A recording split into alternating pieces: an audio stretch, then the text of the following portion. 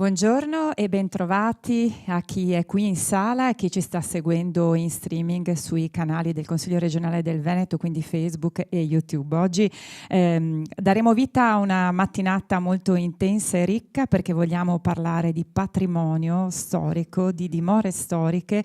Lo faremo attraverso la tecnologia, l'innovazione e ovviamente vogliamo parlare di valorizzazione del turismo, anche di una risposta a quello che può essere l'overtourism.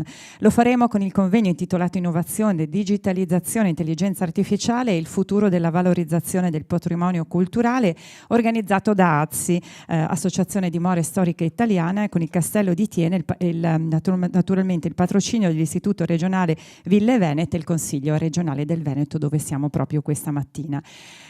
Ovviamente avremo modo di scoprire quelle che sono le case history, come si dice, appunto le esperienze di chi ha cominciato a usare le nuove tecnologie proprio per valorizzare il patrimonio storico, e poi vedremo come è possibile anche collaborare tra pubblico e privato. Insomma, tanta carne al fuoco, ma vogliamo subito iniziare con quelli che sono i saluti istituzionali, quindi voglio chiamare qui sul palco con noi Giulio Gidoni, presidente dell'Associazione Dimore Storiche Italiane del Veneto.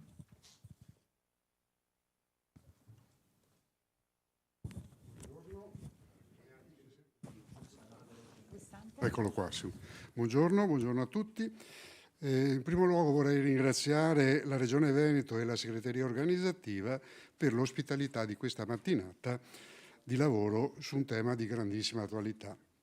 L'Associazione Dimore Storiche nasce nel 1977 con l'intento di valorizzare il patrimonio. Si sente bene? Parlo?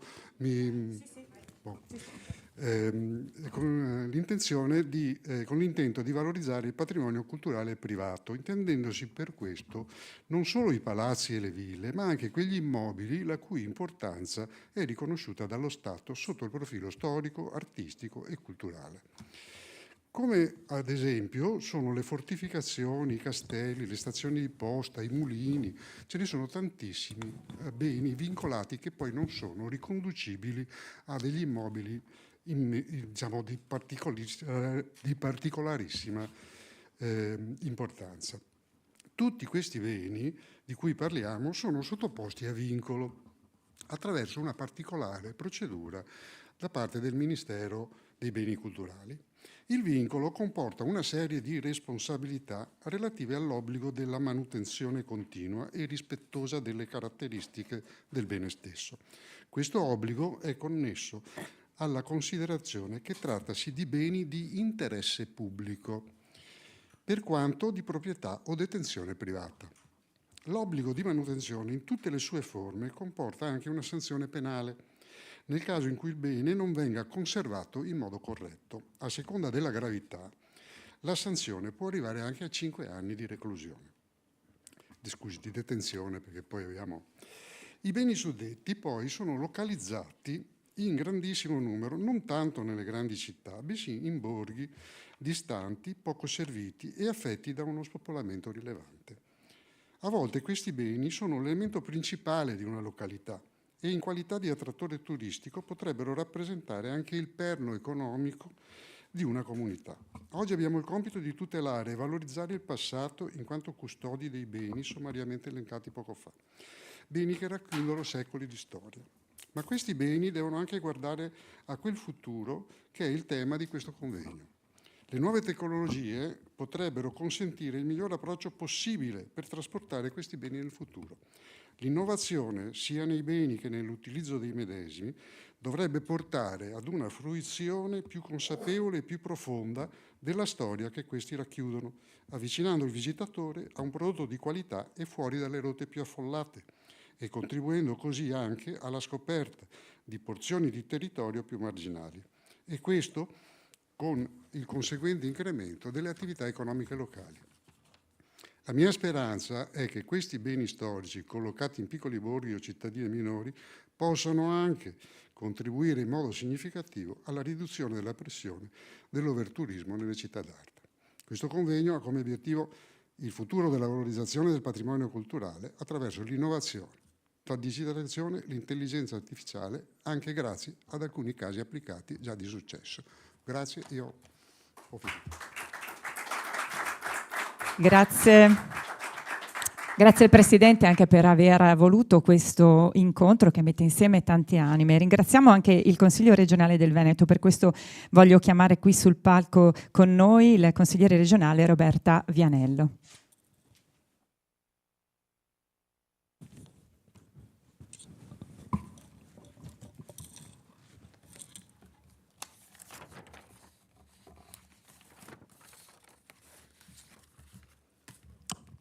Buongiorno a tutti, vi do il benvenuto a nome del Presidente del Consiglio Roberto Ciambetti e del Presidente della Prima Commissione Consigliare Luciano Sandonà. Oggi non potranno essere presenti con noi perché hanno avuto degli imprevisti istituzionali. Porto i loro saluti e i ringraziamenti anche sia ai relatori che al pubblico presente in sala e quello collegato online.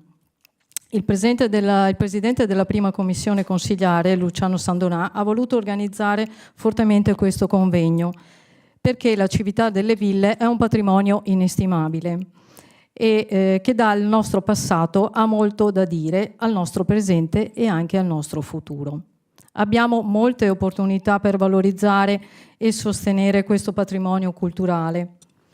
E per tale ragione il Presidente Sandonà crede che le amministrazioni pubbliche debbano individuare un rapporto sinergico con i proprietari delle ville e le loro associazioni. Tutti dobbiamo guardare e avere una sinergia per poter moltiplicare gli sforzi e diventare un volano per un nuovo modello turistico e culturale. Il tutto per contribuire e preservare e tutelare il patrimonio di arte e cultura e storia unico nel mondo. Mi aggiungo ai saluti dei miei colleghi e mi presento, sono Roberta Vianello, consigliere regionale.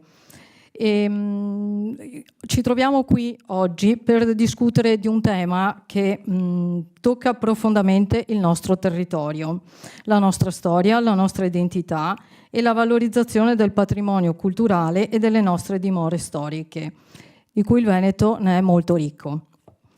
Questi straordinari edifici che troviamo tra le campagne e le città del Veneto non sono solo testimoni del nostro passato, ma sono anche i pilastri del nostro futuro economico, turistico e culturale. In un'epoca in cui ci sono rapidi progressi tecnologici e tutti noi sappiamo e siamo chiamati a riflettere su come queste innovazioni possono non solo preservare la nostra eredità culturale, ma renderla più accessibile, più interattiva e più viva per le generazioni future. Oggi abbiamo gli strumenti per connettere il passato e il futuro, per rendere la nostra storia non un semplice reperto del passato, ma un elemento vitale e dinamico del nostro presente. Tutto il nostro patrimonio culturale è una risorsa di inestimabile valore. Tuttavia, molte di queste meraviglie rischiano, come è già stato detto prima dal presidente di AIDS, rischiano di rimanere inaccettabili e poco valorizzate. La digitalizzazione e l'intelligenza artificiale in questo senso rappresentano una delle leve più potenti per trasformare e migliorare questa situazione, non dimenticando però l'importanza dell'elemento umano. La tecnologia è un mezzo, non un fine, per cui il vero successo nella valorizzazione del patrimonio culturale verrà dalla capacità di saper coniugare l'innovazione tecnologica con la sensibilità, la conoscenza e la passione di chi lavora ogni giorno per proteggere e promuovere la nostra storia. Il futuro del nostro patrimonio culturale dipende dalla nostra capacità di abbracciare l'innovazione, gli strumenti digitali che devono essere al servizio della cultura e non sostituirla. Ringrazio a tutti, ancora tutti, e auguro a tutti buon lavoro.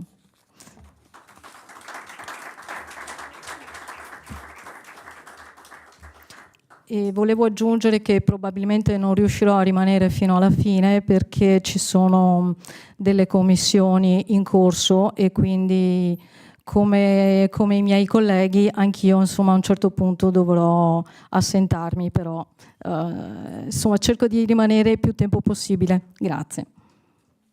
Grazie al consigliere regionale Roberta Vianello anche per averci portato i saluti dei colleghi. E quindi continuiamo con i saluti istituzionali. Come vi dicevo, appunto, questa iniziativa ha il patrocinio dell'Istituto regionale Ville Venete, quindi voglio chiamare qui sul palco con noi Amerigo Restucci, presidente appunto dell'Istituto regionale Ville Venete.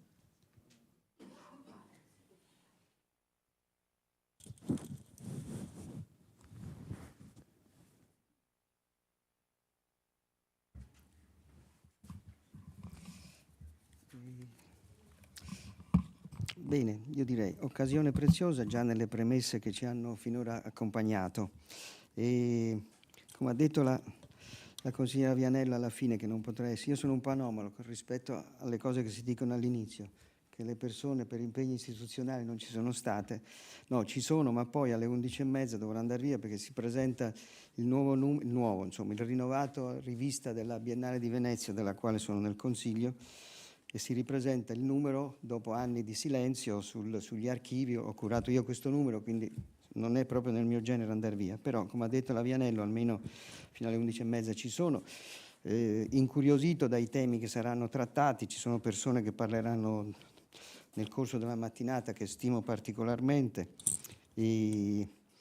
però impreziosito dalle parole che ha detto l'avvocato Gidoni, il presidente della ADFI, parole importanti, persona poi che ha uno spessore culturale testimoniato da anni di attività, quindi mi regala anche un filo di amicizia, se è d'accordo Gidoni, che mi sta sorridendo.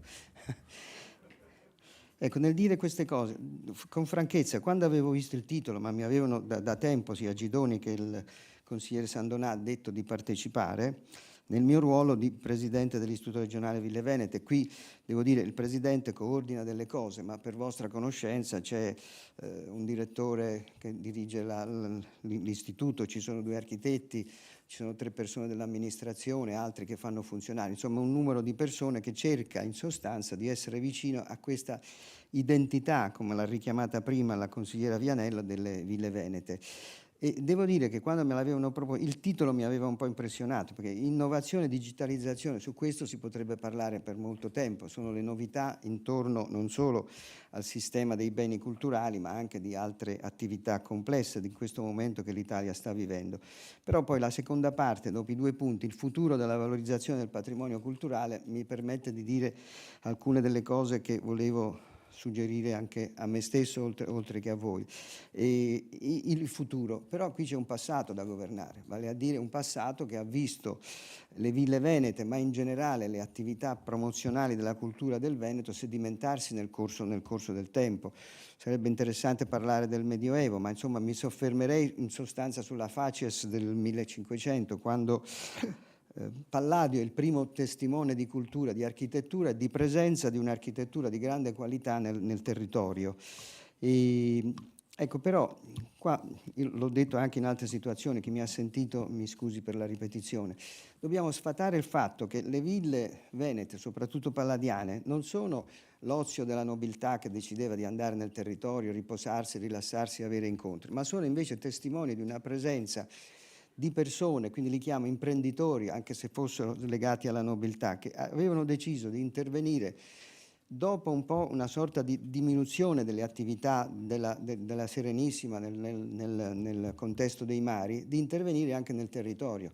E cominciano le attività territoriali dei veneziani, quindi coordinati ovviamente dal governo, nel contesto territoriale veneto. Quando Palladio comincia a costruire le prime ville, costruisce la villa, ma anche introduce delle colture nuove intorno alle ville.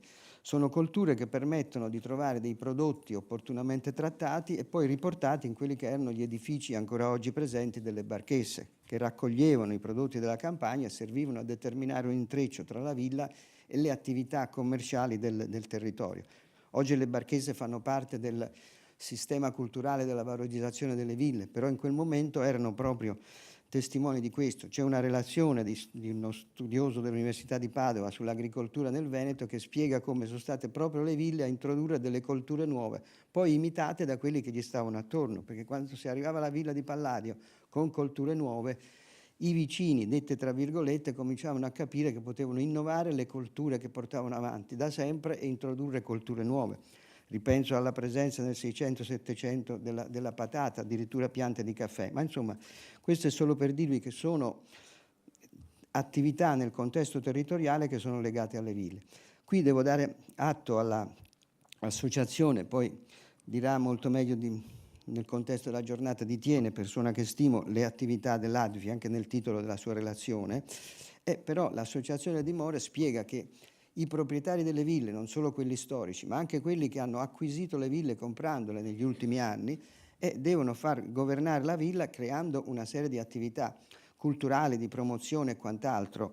Il mondo degli ambientalisti, una riunione, un convegno, insomma, chiamiamolo come vogliamo, che avevamo fatto, mi avevano detto: ma lei permette che i proprietari di ville facciano fare dei matrimoni e dei... Ho detto: ma a parte che il matrimonio può essere sempre pronubo di colloquio tra le persone, se non fanno queste attività, la villa come fa a reggersi nel contesto delle dinamiche attuali? E quindi possono fare matrimoni, attività culturali, promuovono, quando i proprietari sono bravi, delle curiosità delle loro ville, invitando le persone a visitarle. Poi certo si paga un biglietto d'ingresso, però sottolineo qui la bellezza dei grandi cicli laici di pittura all'interno delle ville, sono proprio testimoni di una cultura diversa. Quindi è molto interessante trovare non Cristi e Madonne, dei quali abbiamo le chiese implementate e impreziosite in vario modo, ma le ville hanno proprio questi cicli narrativi. C'è per esempio nella Villa Venier, dove io gestisco l'attività dell'istituto, c'è un ciclo con le storie di Enea di un maestro pittore, non di grandissima pregnanza, però molto interessante per quello che narrano. E allora quando il proprietario riesce a spiegare quello che c'è all'interno, determina curiosità di visita. Sotto questo aspetto il rapporto quindi tra gli stimoli che può dare il pubblico, quindi le attività che l'assessorato regionale della regione, che Corazzari porta avanti e dà dei segmenti di percorsi culturali, dove dice anche alle ville, ai proprietari: aggrappate, guardate quello che stiamo facendo per legarci. Quindi c'è un filo rosso che lega in questo caso pubblico e privato. Come ha detto Gidoni, poi i beni sono sparsi nella campagna spesso e sono legati anche a dei borghi che in questo momento stanno perdendo presenza di cittadini. Ecco, valorizzare allora il rilancio dei borghi come anche quelli testimoni di un'attività complessa di una società legate alle ville stesse può essere una strategia che si lega forse al titolo del nostro convegno oggi, il futuro della valorizzazione. E questo porta avanti, come è stato detto, come ha concluso Gidoni, a una fruizione migliore. E c'è quindi la possibilità di scoprire non le ville ma il territorio. Nel mio piccolo ho suggerito, cosa che ha fatto molto sensibile il direttore dell'Accademia di Venezia, quando ho detto che la pittura veneta spiega che cosa sono le cose che gli stanno alle spalle, perché è il momento in cui la pittura abbandona le lamine d'oro dietro le figure religiose e comincia a inserire anche dei paesaggi. Dietro una serie di pitture, ripenso soprattutto a Cima da Conegliano, c'è la descrizione di una villa che si vede sullo sfondo di una serie di cose. Mi riferisco alla Madonna dell'Arancio conservata all'Accademia di Belle Arti, dove sullo sfondo si riconosce Conegliano, sulla destra si riconosce un oggetto architettonico isolato che è una villa, e il presidente dell'Accademia, Giulio Manieri, sul mio suggerimento, ma l'ha accolto, ha scritto sotto il Cima da Conegliano 1517-21 Madonna dell'Arancio, alle spalle riconoscibile un paesaggio veneto che chi vuole può visitare. Quindi si fa per dire che il visitatore, che non chiamo turista ma viaggiatore, potrebbe essere incuriosito, è un po' velleitaria, però anche la pittura può aiutare a visitare territorio, ville, cittadini e attività sociali, culturali ed economiche che sono, credo, alla base della giornata odierna e delle cose che poi potrete dire dopo. Grazie.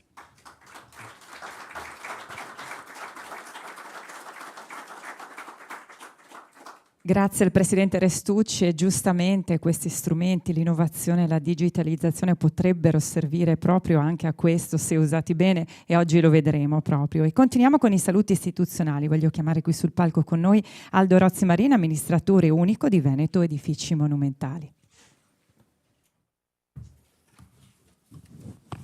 Buongiorno a tutti.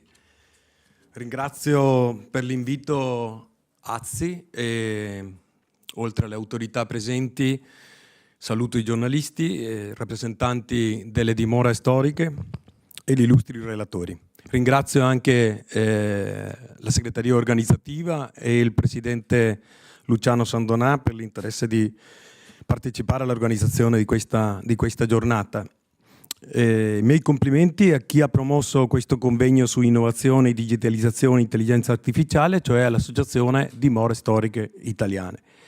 Un ringraziamento anche al Presidente Ciambetti e al Consiglio regionale per ospitarci questa mattina.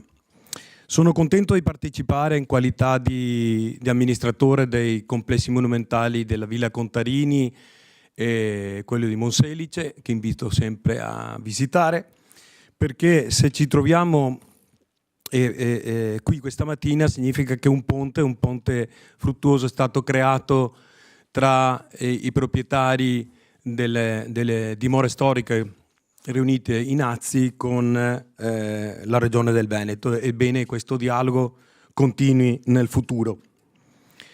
L'arte e la cultura rimandano a un concetto di bellezza che serve fornire all'uomo strumenti migliori per la convivenza sociale e civile.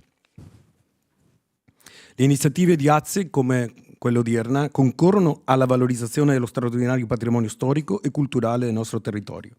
Nella gestione dei beni culturali e soprattutto in quelli di proprietà pubblica bisogna capire l'importanza e la dimensione della cultura nella nostra società. È necessario promuovere la sperimentazione di tecnologie innovative per sostenere la crescita del territorio e favorire l'inclusione.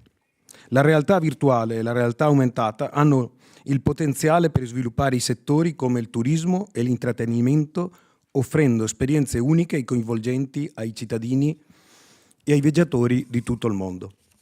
Villa Contarini nel 2024 ha ospitato il convegno Realtà Virtuale Aumentata, promuovendo la prima visita immersiva della villa. Il progetto è stato realizzato dalla Regione del Veneto in collaborazione con Accenture per l'Italia nell'ambito dell'agenda digitale della Regione del Veneto 2025. Grazie alle tecnologie digitali sarà possibile visitare virtualmente la sala della chitarra rovesciata, una delle più affascinanti di questa dimora storica. Altro importante capitolo di digitalizzazione riguarda la sezione opuscoli della Biblioteca Cameriniana, i reperti conservati al Museo Lapidario presso la Villa Contarini e la collezione Cini conservata presso il Castello di Monselice. Gli archivi storici, con i documenti, memorie e beni artistici, costituiscono una considerevole e preziosa parte del patrimonio storico, culturale e architettonico delle dimore storiche. Quando si parla di conservazione e salvaguardia dell'archivio, la digitalizzazione è uno degli strumenti innovativi che, adeguatamente implementato, può aiutare il settore dei beni culturali a gestire e prevenire i rischi per il proprio patrimonio causati ad esempio di fenomeni atmosferici, nonché per la valorizzazione del patrimonio storico tangibile, coinvolgendo maggiormente il pubblico attuale, immenso in un mondo tecnologico in costante sviluppo. Concludo sottolineando che la digitalizzazione e l'innovazione di beni culturali aiuta a diffondere la conoscenza insieme con il loro contesto paesaggistico, dall'aspetto materiale e immateriale, e valorizza il significato culturale e fornisce e garantisce la fruibilità con buone pratiche di gestione che puntano anche alla sostenibilità economica. Grazie.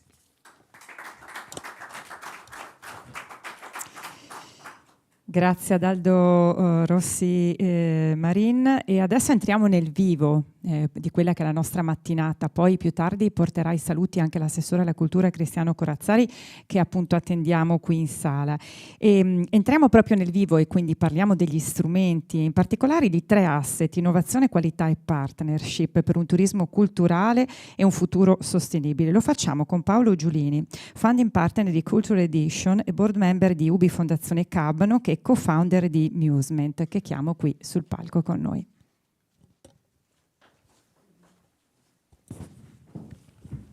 Buongiorno a tutti, mi sentite? Sì, ok. Diciamo che in realtà devo schiacciare?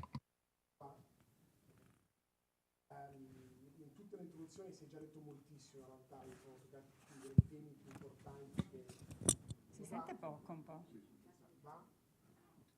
È acceso? Prima per quello mettete schiacciare, è stato spento, adesso è acceso, ok? Era acceso prima, l'avete fatto spegnere.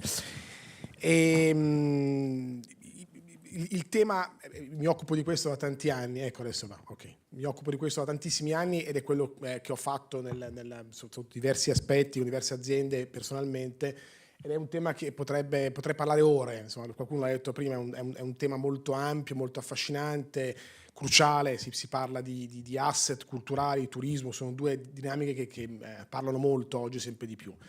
Oggi lo vediamo, quindi potrei parlare, io mi occupo di fare tutta la parte distributiva del Colosseo di Roma e lì ci sono alcune esigenze. Qua oggi però lo vediamo su un angolo diverso, non meno importante, insomma questo è il punto fondamentale. Oggi abbiamo la possibilità di vedere, tramite anche un esempio che è stato fatto per l'appunto a Atene, la capacità di vedere una partnership tra pubblico e privato che ha permesso di iniziare a lavorare su una idea nuova di asset.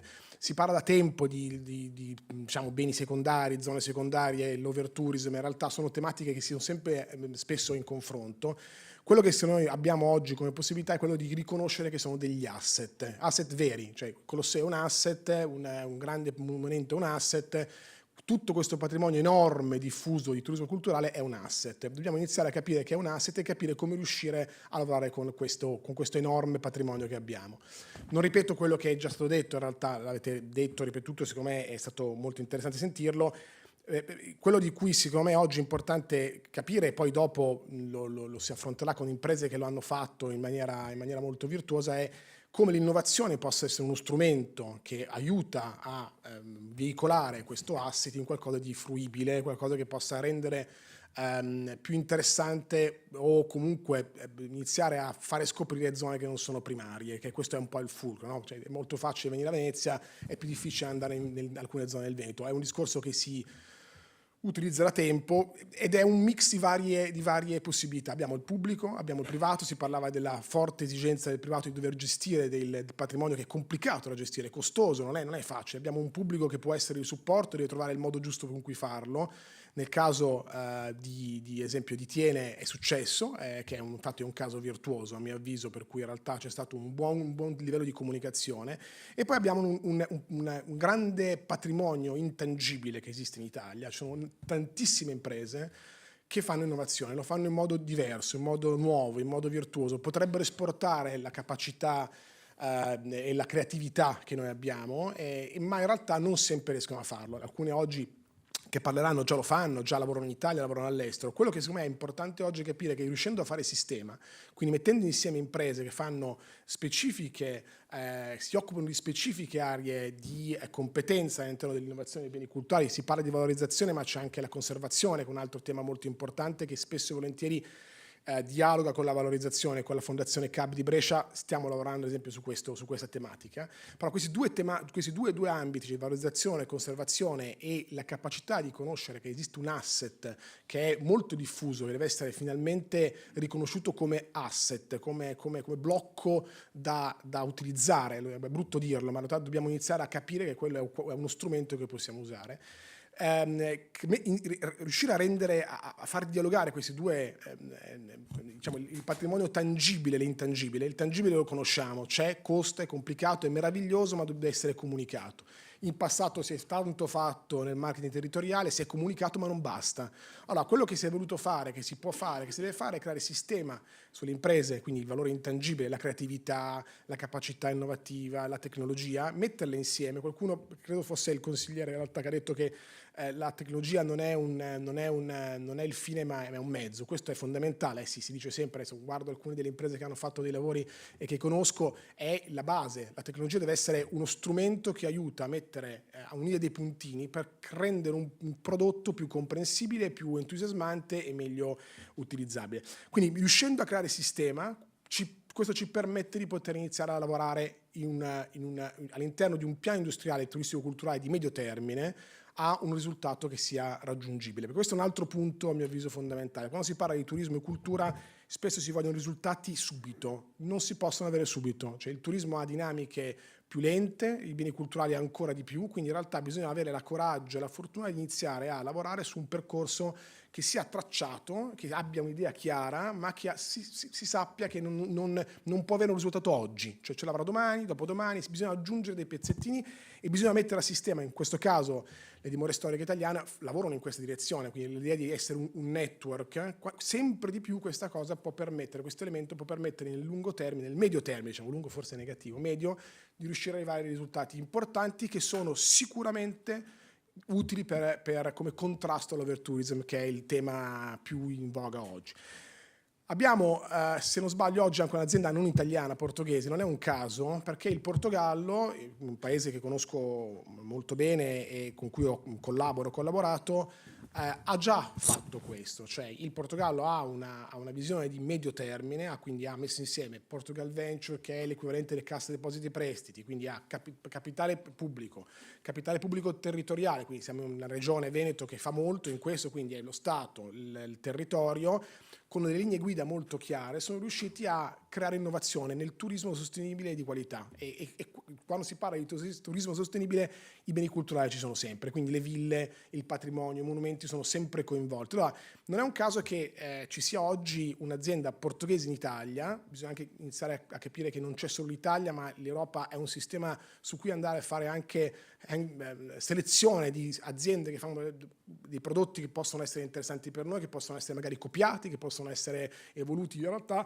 perché hanno fatto questo lavoro di medio termine. Quindi credo che sia io lo vedo non come un percorso, quasi un percorso di inizio questo. Il lavoro fatto, secondo me, nel Castello di Thiene è un esempio piccolo, non enorme, perché bisogna fare passo a passo, che però può essere una buona best practice da poter replicare. Può essere uno strumento, un esempio, ce ne sono tanti, non voglio, però può essere qualcosa su cui lavorare e riuscire a fare sempre di più sistema, non solo tra le ville, non solo tra le dimore storiche, ma anche tra le aziende che fanno che utilizzano tecnologia per migliorare la fruizione dei beni e dei monumenti. Ripeto, io poi potrei parlare ore, ma in realtà penso che sia più interessante a questo punto che parlino le aziende, perché ho visto che ci sono diverse aziende molto di qualità che hanno fatto dei progetti molto interessanti in beni molto diversi tra loro. Alcuni beni sono piccoli, altri sono molto importanti, altri sono con degli angoli diversi, chi si occupa di conservazione, di archiviazione, di fruizione, cioè credo che sia veramente interessante capire quanti siano i punti di vista e gli angoli in cui la tecnologia può essere utile. Secondo me isolata non basta, deve essere creato sistema tra le tecnologie, tra le imprese e sistema tra gli stakeholder, quindi pubblici e privati, che è un po' la chiave secondo me di successo che abbiamo e secondo me è un tema discusso da anni. Io questo lo vedo in Veneto, come lo vedo in Umbria, come in Toscana, come in altre regioni italiane e anche all'estero. È il momento in cui farlo, cioè è la competizione con altri paesi internazionali, è il momento in cui le zone non primarie, quindi non i luoghi mainstream, possono diventare la chiave di volta nel lungo termine per spostare nuovi turismi, nuovi pubblici e quindi molto esaltante. Quindi credo che sia un momento oggi divertente per riuscire a discutere, iniziare a mettere pietre, sassolini e andare nella direzione giusta. Grazie mille.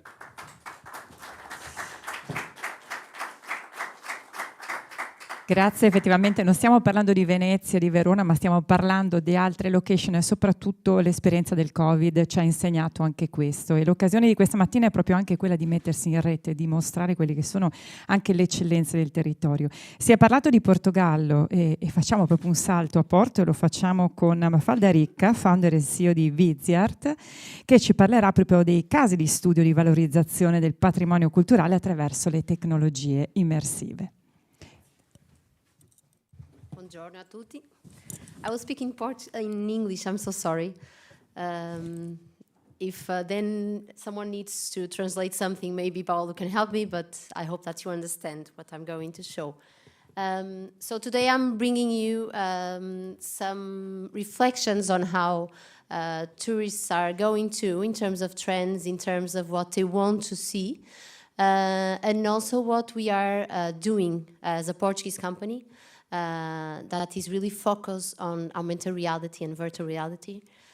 What are we doing with Heritage? What are we doing with all historical places that use our tools to improve the visitor experience? So first of all, what we are. So we are a groundbreaking platform, an innovative platform that allows the creation of engaging content and sends this content to a smartphone or even to a desktop based on user location, profile, and interests. And that offers the possibility to create immersive experiences that are based, again, in AR and VR. And with this, we are introducing a much more powerful experience, more engaging experiences. And we also use tools such as gamification to generate more loyalty and more engagement during the visit and with the following up of the visit. We also use our tools to promote sales from the venues. So we use the gamification, we use the contextualization to really improve the sales promotion of these places. And sorry for this. This is not really format because I was changing the presentation because it was not being read on that system. But this solution works both for physical and virtual world. So we have a platform that can generate experiences on site and virtually, remotely, immersively, remotely. So we are an experience builder that is ready for anyone to use and to scale and to start building their own experiences and to generate these augmented tours, the tours that are on-site tours with augmented reality and with immersive tools, and the virtual tours. So we have been receiving several awards and recognitions. So I think that the most important one was with the World Summit Awards that gave us the distinction as the best digital solution for tourism and culture worldwide. So within 170 countries, Visit AR was the selected platform. And so here you have an example of a virtual tour that can be generated through our solution, and the augmented tours that normally materialize on an app or web app that you can use through the visits. So now I'm going to show a video. It's video 1, if you don't mind. I cannot play from here, I think. Why do we go to tell museums? a little bit more about our Why company. do we travel? Once we enter an exhibition, what do? We see, we watch, we admire. But we can't touch. Sometimes we can't even hear all about the amazing stories behind each exhibition or destination. Museums are traditionally built to exhibit and preserve ancient heritage or valuable art. But that is changing. What if we could touch, change, create, feel it, and engage with our 5 senses? What if we all could make a museum come to life? Or have a stadium tell you memories of great goals? Or even turn the streets of a city into open history books? That's what Visit AR is all about. expanding the physical limits of any museum or the archived stories of a city, connecting travel and culture lovers to museums, cities, and venues, allowing travelers to immerse on their stories and collecting unique benefits from that. It's all about going beyond just visiting, enabling them to change, to feel challenged and create, to connect, to share, to experience their favorite destinations like never before. And because the future is an incredible opportunity for extended and sustainable tourism, Visit AR is reaching this future before anyone else does.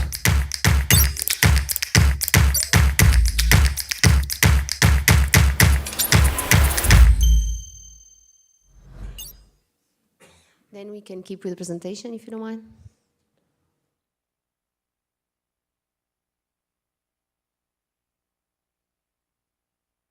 Okay, we need to start again.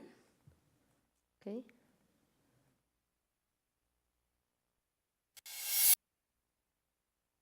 Okay. So what is this market that we are talking about? Why is tourism so relevant, first of all? Tourism is so relevant because it's moving 10% of the world economy, so makes sense to talk about this, makes sense to explore some businesses, of course, around this.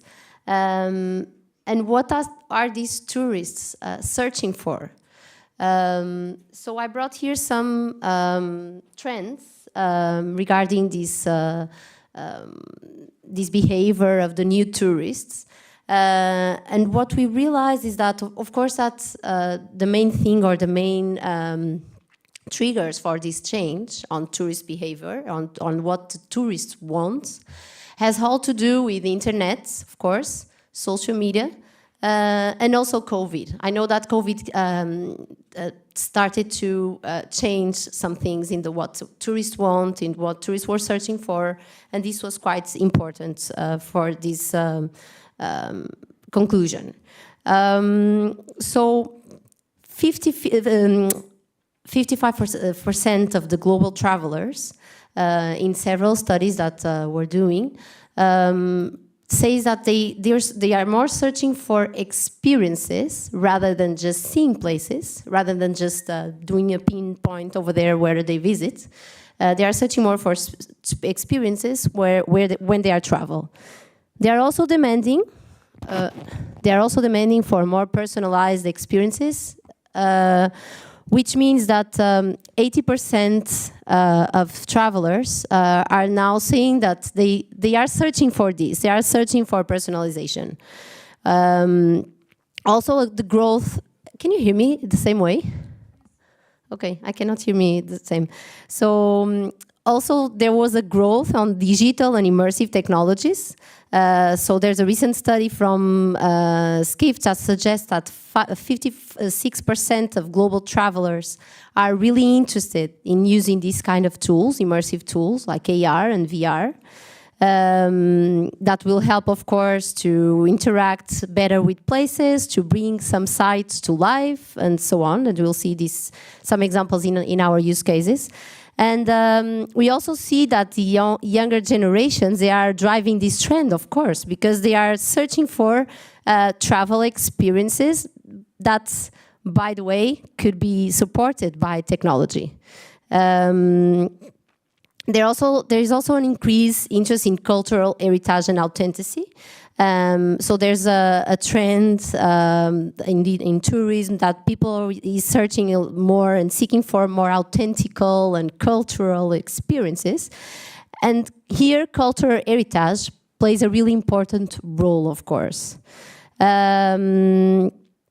60% of these travelers are more keen to visit heritage and cultural places with immersive technologies.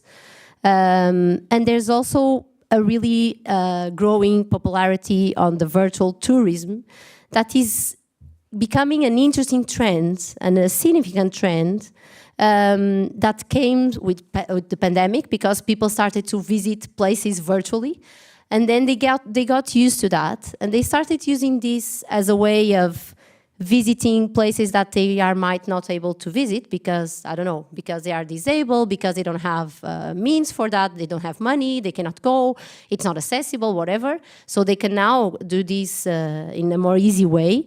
And they also use these immersive technologies and virtual tourism to visit places before taking the decision. Okay, what I want to see, let's go inside and then I will decide better, okay? There's also some studies regarding, so this is a study from Skyscanner, there's also a study from MasterCard that reports trends for 2024, and when they say that 43% of travelers are using VR to inspire themselves on travel choices, which is quite interesting, of course, for these immersive technologies. So AR and VR is really playing an important role on these trends and on the tourist experiences. So overall, what we see is that tourists are really driven by a blend of experiences, technology, and also sustainability, that we all know that it's also important for these new tourists and for these new behaviors. And it's playing, of course, a really important role too. So how can we reinvent the tourism experiences?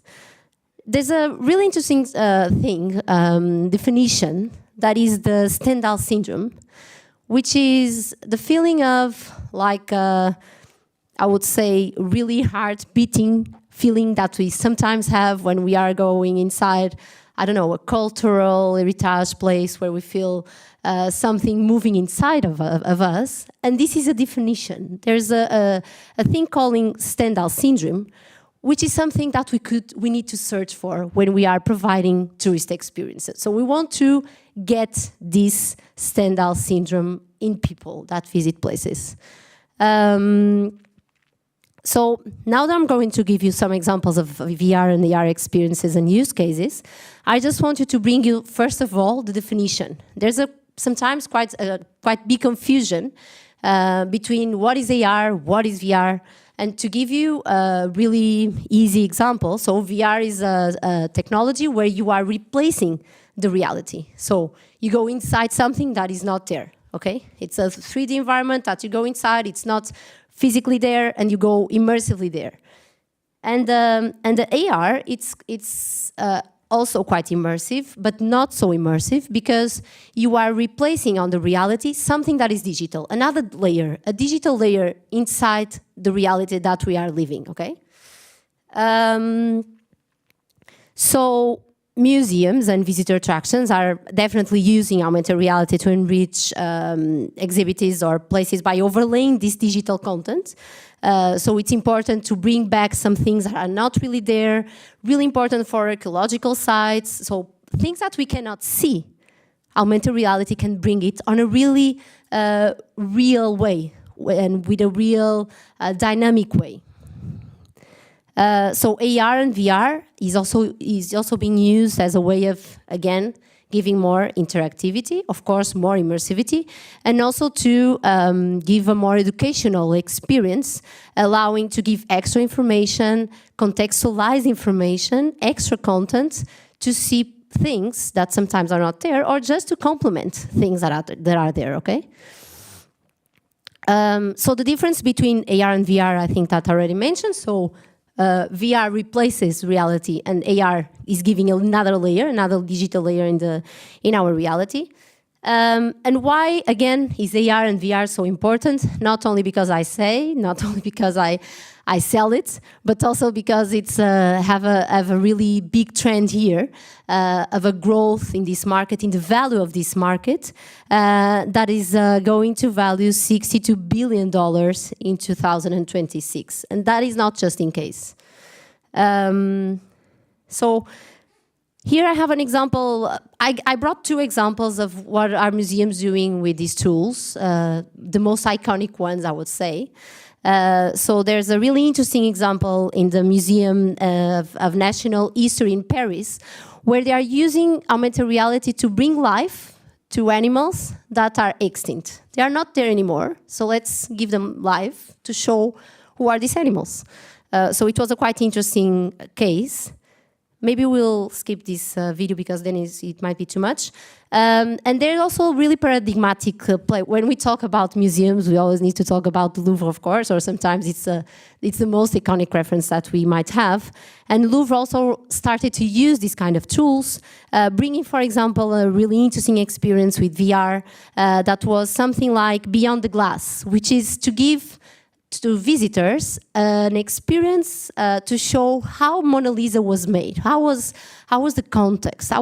What are all the myths behind Mona Lisa? So let's show these myths. Let's clarify these myths, putting people inside the scene. So that's what they did. Now about our showcases that I'm going to give you.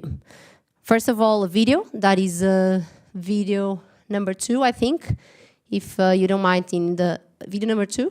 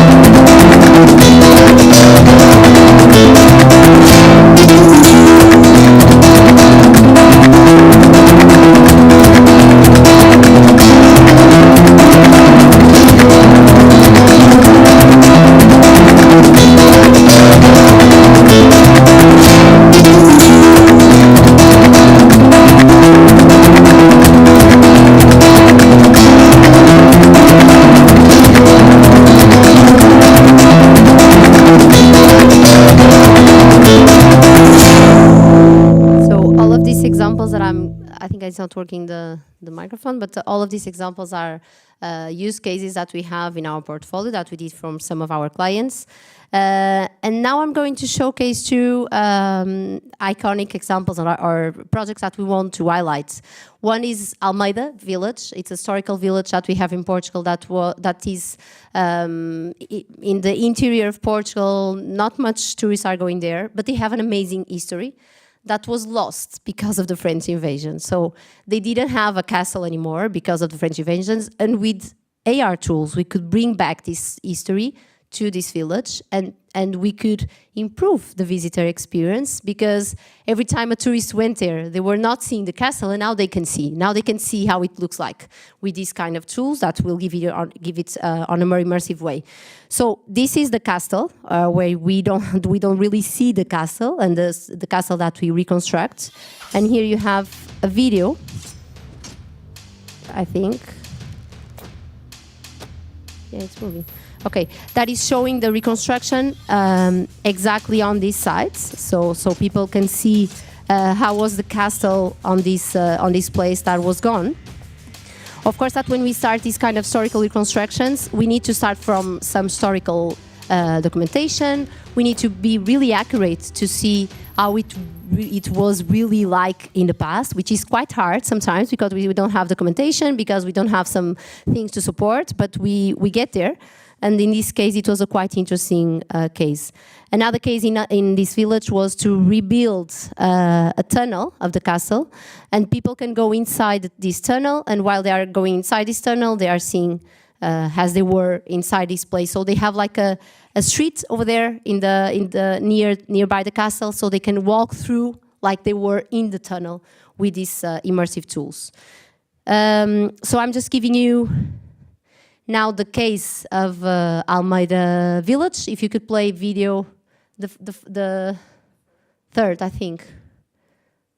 Third, I think. It's the next one. It's in the order.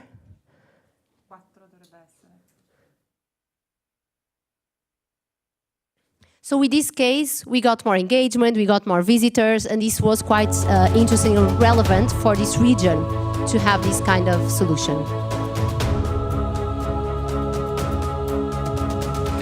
It's not this one. We already saw this one, so it's the next one.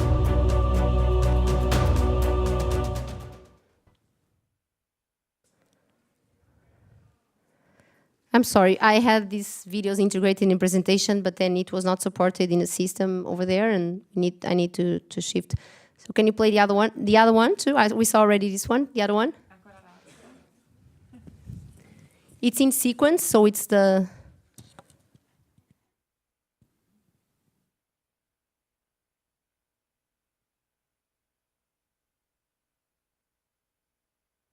The year was 1810. It's this one. Napoleon's invading troops conquered and later blew up the castle of Almeida. Portugal eventually got its territory back, but Almeida was forever without its castle. So how can this historic village promote tourism if its main attraction exploded over 200 years ago? Presenting Explorer, Almeida Case Study. Explorer is a revolutionary multi-solution, self-guided tour that uses state-of-the-art technology to drive users along their visit in a totally interactive and immersive way. Through Explorer, Almeida's visitors are able to time travel back 200 years and see before their eyes the long-gone Almeida Castle, the inhabitants, the troops, and get a better understanding of how it all was back in the 19th century. From the get-go, Explorer is all about enhancing the pre-existing tour through technology, improving the storytelling, the engagement, and the overall experience. Our team set up on a journey to accurately recreate some key historical elements of the village. The entire castle was digitally brought back to life. Now, visitors can not only see before their own eyes how it once was and where it once was, but they are also able to walk inside one of its old tunnels. A military camp was also recreated in a 360-degree experience, and the old monastery of Senora Loreto was also reborn, just to name a few examples. Markers were placed throughout the village, which triggered contextualized information and content as the visitor walks around. It is truly an immersive experience. Explore Almeida beyond your 5 senses. Put on your armor, download the app, and depart on this adventure.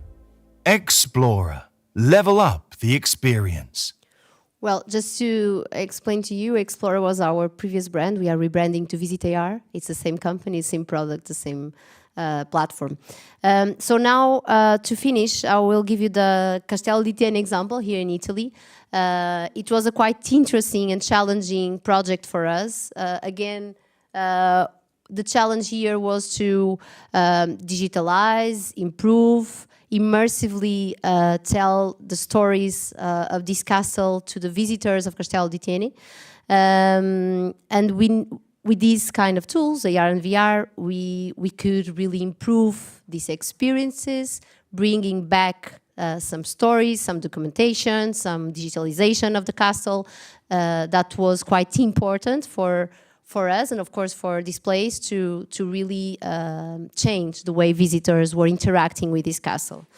So this is the castle. So this was the starting point for the historical reconstruction that we did of this castle. So Castello di Tiene has a facade that was almost gone in terms of the frescoes, and we could rebuild all of these facade through these technologies and bringing back the colorful facade with the frescoes that this castello had in the past.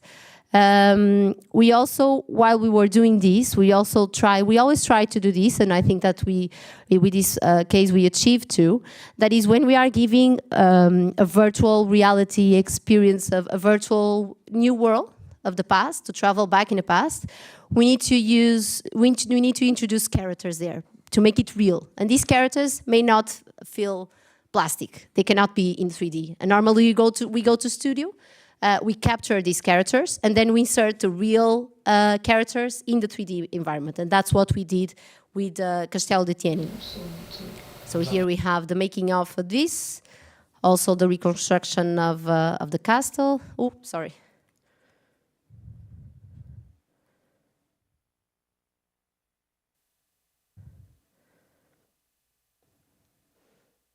So again, a really hard-working and time-consuming process where our designers were absolutely rebuilding this castle and the facade of the castle.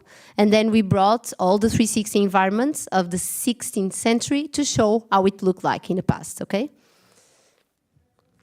Another reconstruction that we did was with the grotto. The grotto of Castello di Tiene was also in the interior well,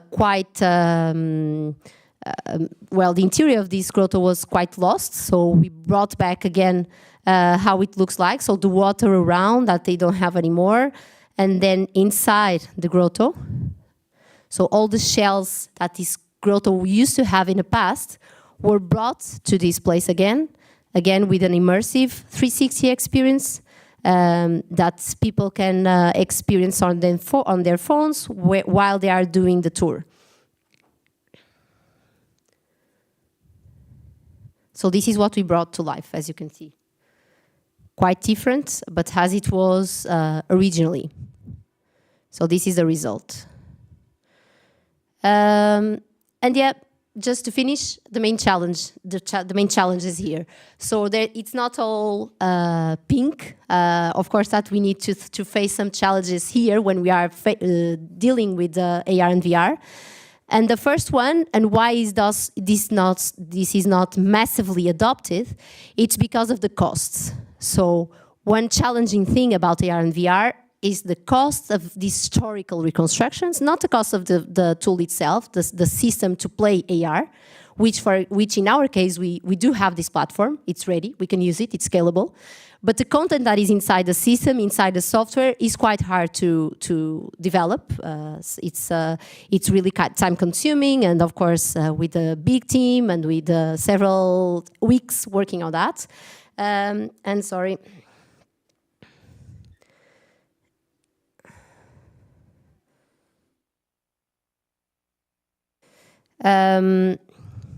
Okay, another challenge for these kind of tools in terms of AR and VR is how are people using these? Are they going to understand? They are not used to these kind of tools. How can we explain to them how to have a digital castle in front of them and then go inside this castle with the phone? So sometimes it's quite challenging, the user experience itself, to explain, to show. Then the technological general adoption, of course, that for the younger generation, as we saw, they are sick to this, they want this. But for the older generation, sometimes they might resist, although when they experience, they love it, but they might resist.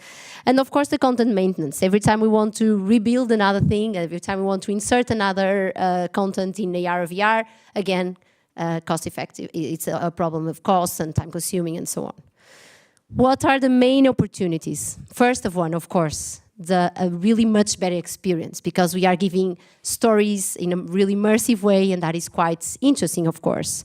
Then the accessibility. If we can give a virtual tour to, I don't know, to a place that is absolutely hidden and is forgotten and we cannot go there, but then if I go virtually inside, it's quite interesting. So we are giving accessibility to this place, not only for the ones that have disabilities, of course, but even for the ones that can go there, but sometimes it's not accessible, sometimes they are far from this place, so there's an opportunity here, and even an opportunity to transform this into, convert this into a new business model, the virtual tours. Then the preservation of heritage. I think that for Castello de Tiene, for Almeida that I showed you, they might be quite proud to have a way of having an eternal asset that is going to be there forever. So if we don't know how this castle was in a facade, now we know, and now we can have this digital tool forever. And this is quite interesting, of course. And of course, an innovative way to educate the audiences. So a way of interacting on immersively is getting more engaging results, and they will people will learn more about these places. So this is all that I have to present. Thank you so much for your time, and I hope that you understand. Sorry.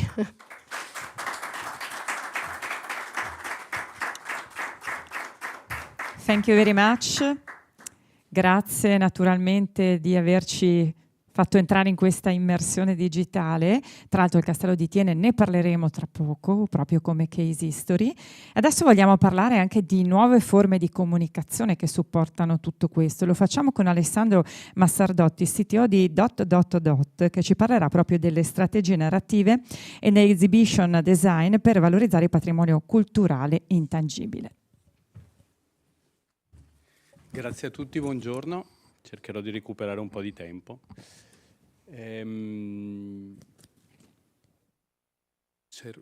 Appena parte la presentazione, intanto io sono appunto Alessandro Massardotti, ho avuto anch'io l'onore di partecipare al progetto di Thiene, ma vi parlerò un po' di un approccio che è stato tra l'altro interessantemente anticipato dal professor Restucci, cioè soprattutto vi parlerò di due cose, c'è una slide anche prima, ma va benissimo partire anche da qua, di cosa sono gli ambienti narrativi, che abbiamo scoperto oggi, che in realtà è una tecnica che tendenzialmente è sempre esistita. Cioè, che cos'è un ambiente narrativo? Lo citava il professor Restucci prima, cioè ci sono quadri o ci sono contesti narrativi costruiti all'interno dei castelli o delle dimore storiche che proprio servono per costruire un percorso narrativo. Quindi il quadro in sé non è più solo quell'elemento, o la decorazione non è solo quell'elemento caratteristico appunto con uno scopo puramente decorativo, ma è proprio il suo scopo narrativo, la chiave di volta. Quindi che cosa sono gli ambienti narrativi, o in inglese che hanno teorizzato questo approccio, si chiamano narrative environment. Ma allora, appunto, dicevo prima, potenzialmente sono sempre esistiti. Di recente è stata scoperta una teoria abbastanza affascinante sulle incisioni rupestri, che sono assolutamente degli elementi narrativi, che sembra che la ripetizione di questi soggetti fosse funzionale al fatto che usandoli con le torce creavano una specie di movimento, quindi creavano una sorta di film ante litteram e quindi servivano per costruire dei percorsi che fossero anche animati. Ma un ambiente narrativo, diciamo, è quella cosa che ci capita di vedere magari anche completamente in un contesto in cui non ci aspetteremmo. Questo è la ricostruzione fedele dell'aereo recuperato del disastro di Ustica. E questa è una tecnica che viene usata proprio per andare a ricostruire o creare uno scenario che ci serve per raccontare o ricostruire una storia raccontata. Ma io un esempio che di solito faccio, questo per esempio è un magazzino automatizzato, completamente inaccessibile agli esseri umani, serve proprio per salvare lo spazio, però anche questo, magari suo malgrado, ci racconta e ha un potere evocativo narrativo. E un esempio che di solito faccio, parlando di ambienti narrativi, è la capacità che abbiamo da bambini. Io ho 2 bambine piccole e lo sperimento ogni giorno, di vedere come loro, quando vengono messe in un contesto, che sia sotto un letto a castello, che sia un telo messo su 2 sedie, riescono a ricreare una storia e creare un contesto da quello. Una volta è la tenda degli indiani, una volta è la grotta, una volta è il nascondiglio di Harry Potter. Quindi in ogni contesto riescono a costruire una storia. Io credo che questa capacità non l'abbiamo persa, magari ci siamo un po' dimenticati di averla anche noi adulti. Quindi in realtà appunto tutti gli ambienti, tutti i luoghi in cui noi sperimentiamo e viviamo raccontano anche loro malgrado delle storie. Io non credo che questa farm automatizzata sia stata costruita con un intento di raccontare delle storie, ma nello stesso tempo suo malgrado, magari a volte, ci racconta delle storie che hanno questo potere narrativo e narrante. Anche questo, che credo sia Shanghai, dove appunto questo sovraccarico di immagini ci racconta magari una storia piuttosto confusa di questo luogo, però ha diciamo, questo contesto convive con la costruzione di un ambiente e di una storia. Quindi quello che noi facciamo, questo è un brevissimo slideshow, nel nostro lavoro costantemente, è provare a immaginare che quando noi viviamo un luogo, lo viviamo sempre tenendo in mente che un po' forse quella cosa assopita che avevamo da bambini di inventarci storie in ogni luogo che visitavamo, forse è ancora dentro di noi, quindi vale la pena evocarla, vale la pena giocarci, vale la pena utilizzarla. E l'altro è proprio utilizzare questa attitudine, questa capacità per costruire le narrazioni, per costruire i percorsi e gli ambienti. Come si fa? Come si progettano gli ambienti narrativi? Allora, diciamo che la letteratura a supporto è stata ben esposta e ben esplosa dal cinema in poi. Nel cinema, che è un esempio classico che viene fatto, c'è sempre un climax narrativo che viene dalla letteratura sicuramente, ma essendo un'ispirazione, essendo un tipo di esperienza guidata dal tempo, quella del cinema ha proprio una struttura per cui, un esempio che di solito faccio, non esiste un film che ha solo scene di azione, perché altrimenti sarebbe inguardabile, come d'altro canto, a parte alcuni esperimenti di David Lynch, non esistono film che sono una linea lunga, piatta e completamente costante. Quindi quello che si fa, appunto, queste tecniche che poi sono state affinate, c'è anche una mia collega, tanti anni fa, frequentò un corso che fu il primo creato al mondo, che si chiama Narrative Environment, alla Central St. Martin di Londra. Questi sono degli estratti di un libro scritto dalla allora direttrice, che recentemente è cambiata, dove appunto quello che si fa è provare ad affinare e applicare queste tecniche anche a quelli che sono gli spazi. Quindi ovviamente non esiste un concetto di spazio lineare, ma esistono degli spazi e delle narrazioni che possono essere applicate a diversi contesti. E anche, soprattutto per quanto ci riguarda, per quanto riguarda l'uso della tecnologia, di nuovo non solo contestualizzare un percorso attraverso il suo sviluppo, diciamo, spaziale, ma anche attraverso il suo sviluppo temporale e interattivo. Noi usiamo spesso la tecnologia come elemento interattivo, cioè per ingaggiare le persone, e chiaramente, come nel cinema, non può esserci il sempre wow, ingaggio, faccio, succedono cose, perché altrimenti appunto è come un film d'azione dove c'è solo azione. Sarebbe di una noia mortale probabilmente, o probabilmente non arriveremo neanche alla fine, o con crisi epilettiche. Quindi quello che viene fatto, per esempio in questo caso, è appunto tracciare una mappa che va un po' a identificare quelli che sono dei momenti che potrebbero essere magari un ingresso, un'accoglienza, un momento di hype, un'interazione magari più forte, fino a un percorso che si chiude con un percorso verso l'uscita che magari è più soft. Detto questo, vi faccio vedere magari un paio di esempi, ma molto brevi, ma soprattutto legati all'utilizzo dell'intelligenza artificiale, che è il secondo pezzettino delle cose di cui vi voglio parlare oggi. L'intelligenza artificiale, anche io mi ricollego alle parole del consigliere che sono state dette prima, la tecnologia non è assolutamente un fine, ma deve essere un mezzo. Noi quando ci chiedono che cosa siamo, io di solito un po' anche provocatoriamente rispondo che siamo uno studio di architettura, che dice ma fate tutte cose di tecnologia, sì, ma perché la tecnologia è una cosa che non puoi non avere nella cassetta degli attrezzi, però di nuovo è un attrezzo che puoi decidere se usare oppure no. Mentre invece, per esempio, l'approccio narrativo che abbiamo parlato fino adesso, secondo me quello non è un attrezzo, quello proprio fa parte di un approccio, di un bagaglio culturale e metodologico che invece devi avere sempre in mente.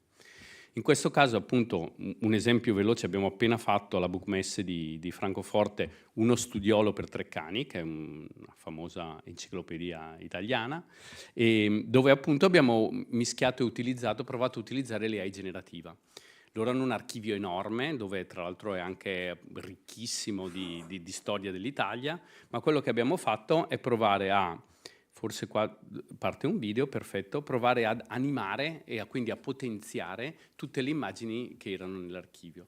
Le AI, quello che fanno, le AI generative in particolare, large language model, le ultime nate, quelle che fanno il deepfake, quelle che fanno finta di far parlare le persone, quelle che generano immagini che non esistono, per capirci, hanno questo potenziale di poter, gli si danno delle istruzioni e loro generano, animano e creano cose. Quindi questo è un modo per usare le AI, quindi utilizzarle come strumento per creare e generare cose che non esistono.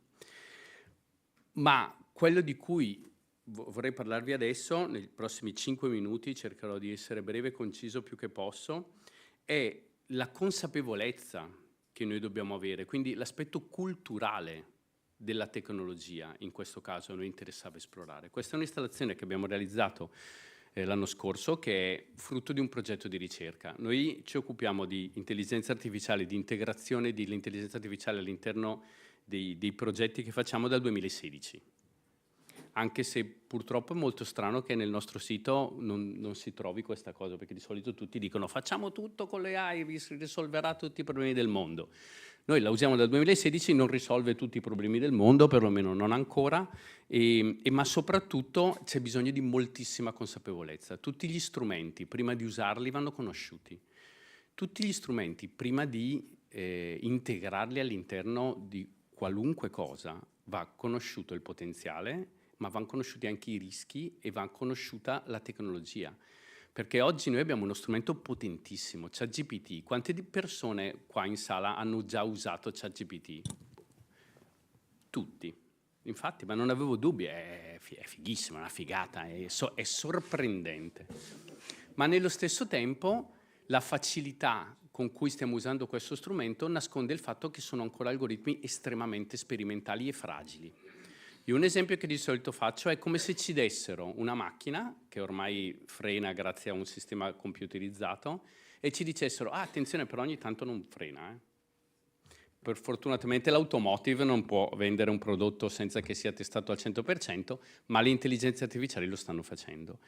Questo è un esempio che abbiamo fatto perché il tema che ci interessava esplorare erano due. Uno è il fatto di raccontare come funzionano gli algoritmi e l'altro raccontare da dove vengono i dati che vengono usati per addestrare i modelli. I modelli di intelligenza artificiale, ChatGPT è la sigla di un modello di intelligenza artificiale che viene utilizzato per darci i risultati sorprendenti che ci dà. Ma quel modello che cosa rappresenta e di che cosa parla? Questo ci siamo interrogati a fare. Bisogna tenere conto che il modello di ChatGPT utilizza praticamente tutto il testo digitalizzato presente al mondo. Tra l'altro addestrare il modello costa intorno ai 100 milioni di dollari, solo per fare l'addestramento di un modello. Ma questi dati, da chi vengono prodotti? Allora, bisogna sapere che il 100% dei dati che vengono usati, ovvero il 90% dei dati che vengono usati, vengono prodotti dal 10% della popolazione mondiale. E questo 10% è la popolazione mondiale ricca e che ha accesso alle tecnologie. Quindi c'è un problema a monte di rappresentanza e rappresentazione. L'altra cosa che bisogna sapere è che l'algoritmo non prende decisioni, si basa sui dati che noi gli forniamo per prendere queste decisioni. E come lo fa? Lo fa in una maniera a volte abbastanza bizzarra, ovvero purtroppo persona è una delle poche parole italiane a non avere genere, ma se noi chiediamo a un algoritmo di intelligenza artificiale di farci un'immagine di una persona produttiva, verrà sempre fuori un maschio bianco con la cravatta. Se chiediamo di rappresentare una persona che pulisce casa, persona non ha genere, ma viene sempre fuori una donna. E questo qua non è il modello di intelligenza artificiale che è brutto e cattivo e patriarcale, è che i dati da cui lui parte contengono questo stereotipo e bisogna saperlo e non si può escludere. O meglio, una piccola azienda come Google ha cercato di escludere questo vizio andando a inserire nel prompt che doveva essere bilanciato sulla razza e sul genere. E fatto sta che qualcuno ha cominciato a chiedere di produrre dei soldati nazisti e a un certo punto venivano di colore, che voglio dire, anche quello è un po' un problema. Quindi, per esempio, questo se gli chiedi di fare dei giochi in Iraq, questi sono il tipo di giochi che vengono fuori in Iraq.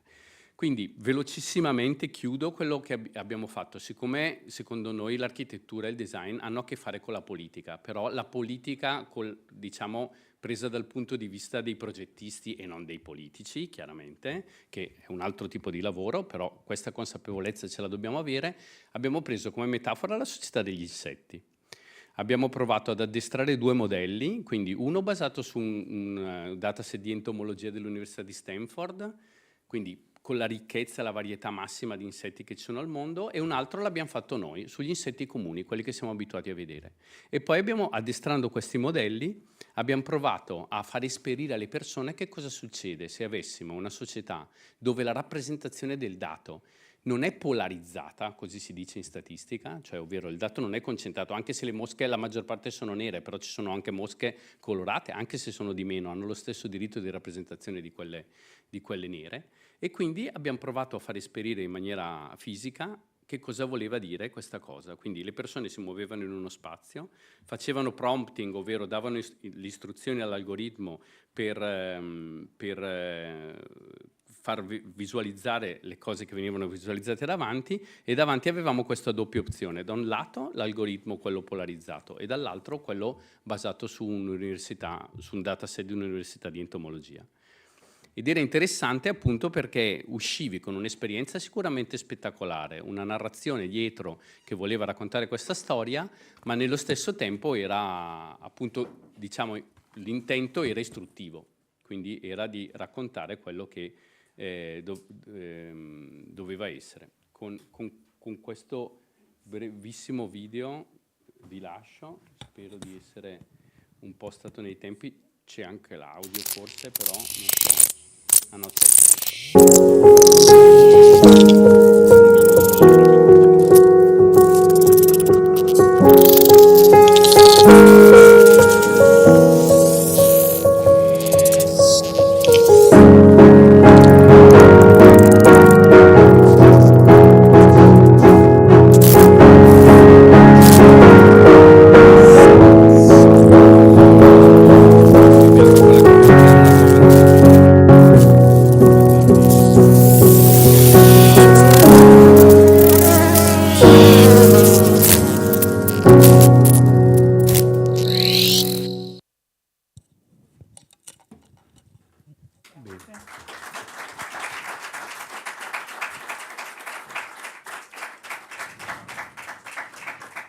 Grazie per averci fatto vedere le potenzialità ma anche i limiti dell'intelligenza artificiale. Abbiamo visto, io ci litigo sempre con ChatGPT, però è utilissimo per tantissime cose. E proseguiamo appunto con i nostri relatori, in particolare con Bernabò Visconti di Modrone, founder e AD di Arshel, perché vogliamo parlare di archiviazione, appunto ne abbiamo visto prima anche delle immagini, in particolare di archiviazione digitale per valorizzare proprio il patrimonio artistico. Buongiorno a tutte e a tutti e grazie dell'opportunità. Sono Bernabò Visconti, il founder e amministratore di Arshel, che è una realtà, dovrebbe esserci la presentazione milanese, che si occupa, aspettiamo un secondo la presentazione. Ah, ok.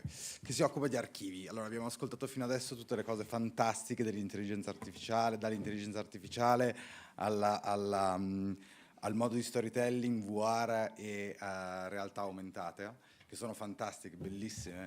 Però io vi parlerò della parte un pochino più noiosa che ci sta dietro, cioè l'archivio, che fino a ieri associavamo sempre di più a un concetto di conservazione, che va benissimo anche nell'idea di preservare il patrimonio, ma che sempre di più, e soprattutto dopo il Covid, è visto come uno strumento per valorizzare, cioè la storia, il racconto, i beni che noi viviamo, che ci tramandano delle storie, se li archiviamo, non solo per preservarli, ma anche per utilizzarli.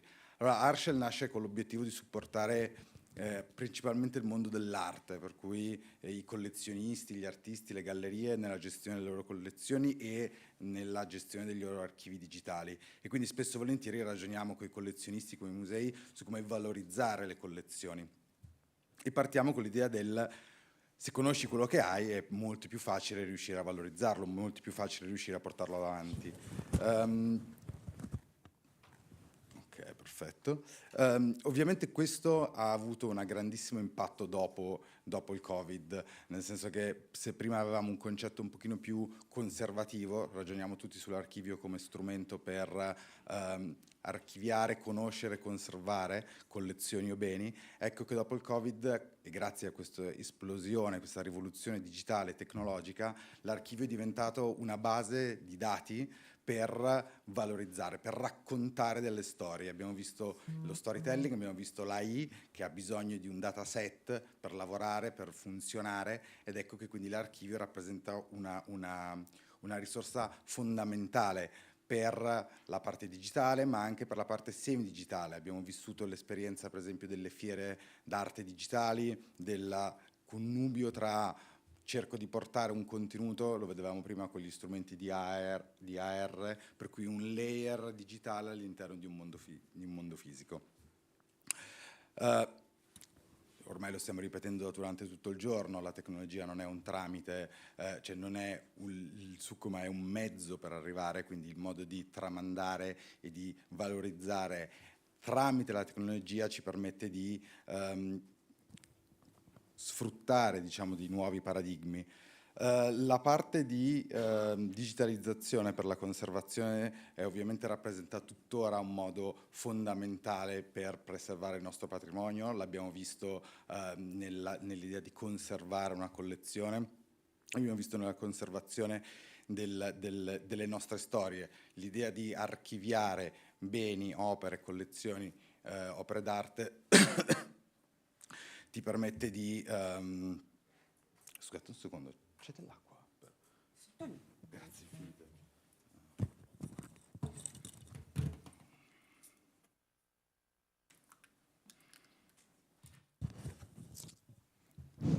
Intanto approfitto per salutare l'assessore Corazzari, assessore alla cultura, che è arrivato e che quindi poi interverrà. Scusatemi, ho avuto...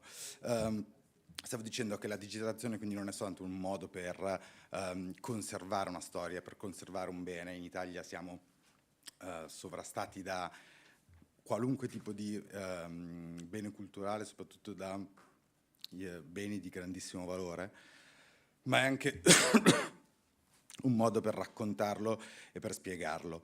Quindi diciamo, lo raccontava prima Paolo Giulini, la digitalizzazione e questi strumenti tecnologici sono sicuramente un fondamentale asset per comunicare e distribuire quello che è il nostro patrimonio e quelle che sono le nostre storie, la nostra cultura.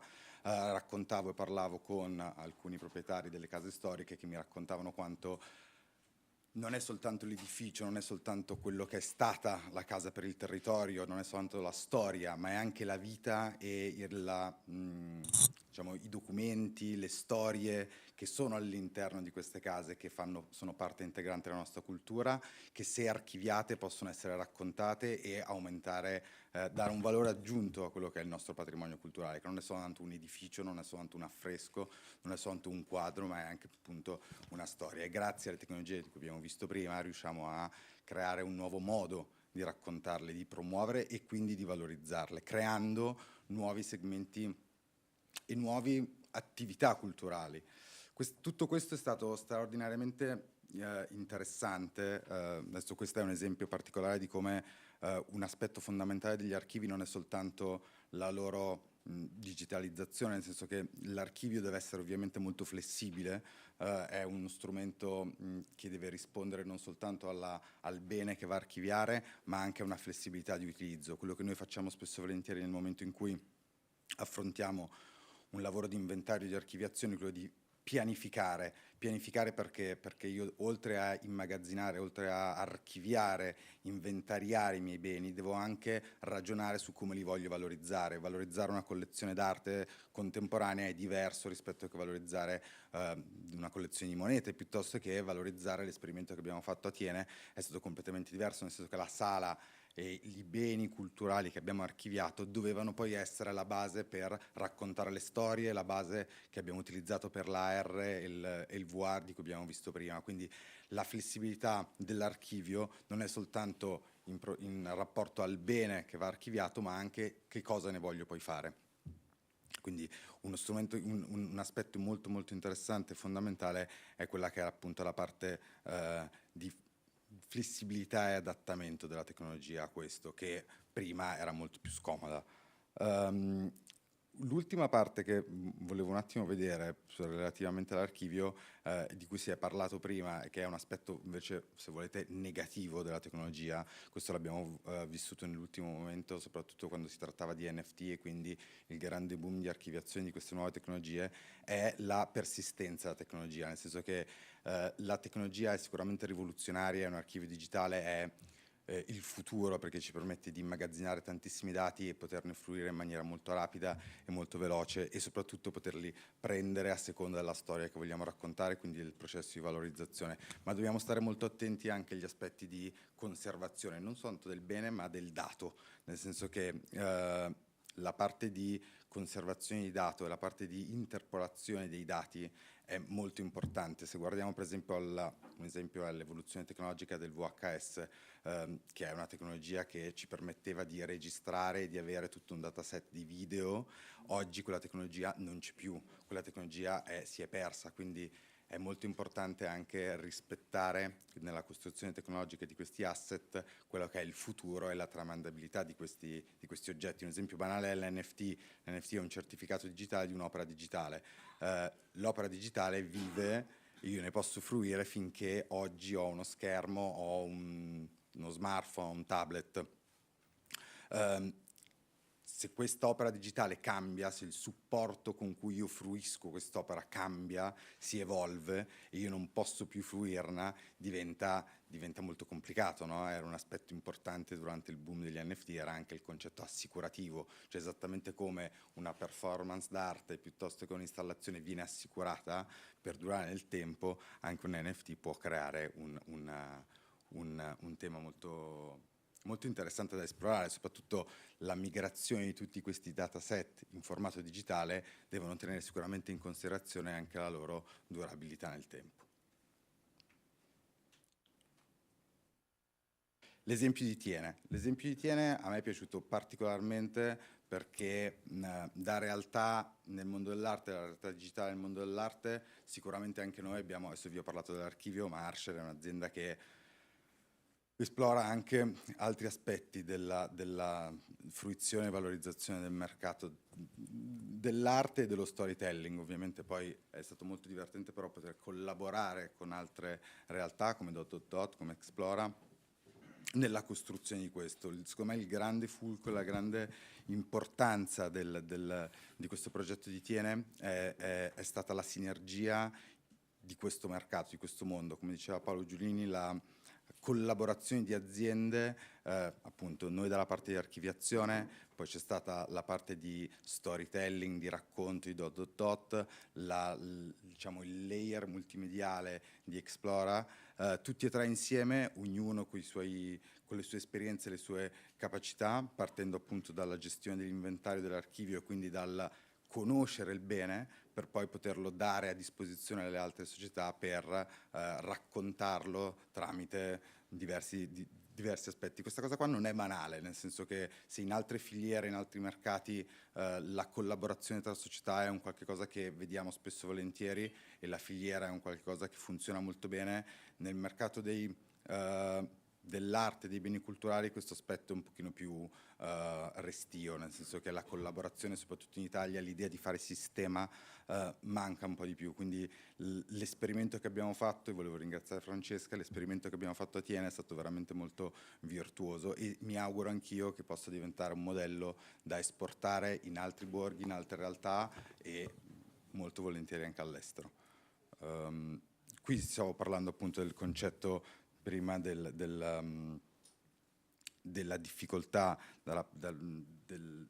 dell'archivio di quelli che sono i punti fondamentali da tenere in considerazione in un'ottica di valorizzazione del dato che vado ad archiviare, non soltanto la preservazione nel tempo, ma soprattutto anche l'integrabilità, nel senso che io archivio qualche cosa con una pianificazione strategica, quindi pianificando il mio dato e pianificando la volontà di valorizzarlo. Oggi ho una modalità di valorizzarlo, oggi voglio integrarmi con un sistema, con una storia, con un altro strumento, domani questo strumento cambia, il mio software, la mia capacità tecnologica deve darmi la possibilità di mantenere aggiornato questo strumento, che è un qualche cosa che noi raccontiamo spesso e volentieri, che spesso e volentieri non è molto compreso, ed è il motivo per cui se vi accorgete, tutta la tecnologia oggi è migrata da essere tecnologia che vado a comprare e mi dura tutta la vita a tecnologia abbonamento, quindi il concetto di SaaS, il concetto di abbonamento è un qualche cosa che rimane e durerà sempre nel tempo, perché è un continuo divenire, una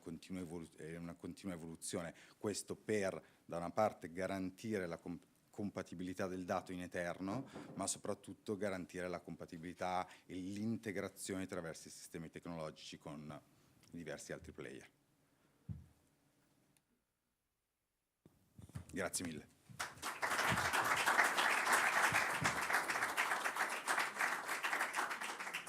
Grazie mille, l'abbiamo citata in più occasioni in questa mattinata, quindi adesso entriamo proprio nel vivo di quello che è il caso del Castello di Thiene. Quindi voglio chiamare qui con me la coproprietaria amministratrice del Castello di Thiene, Francesca, alla quale lasciamo la parola per raccontarci appunto questo esempio importante di valorizzazione che abbiamo qui nel nostro territorio. Sì, io vi racconto del Castello di Thiene, dell'esperienza che abbiamo avuto. Abbiamo realizzato proprio un moderno progetto di musealizzazione tra conservazione, che ovviamente è importantissima all'interno di queste dimore, e innovazione. Prima di tutto vorrei farvi vedere dove siamo andati ad operare, quindi la dimora in cui siamo andati a fare questo intervento. Quindi faccio partire questo breve video, che non è partito. Me lo fate partire voi? Grazie.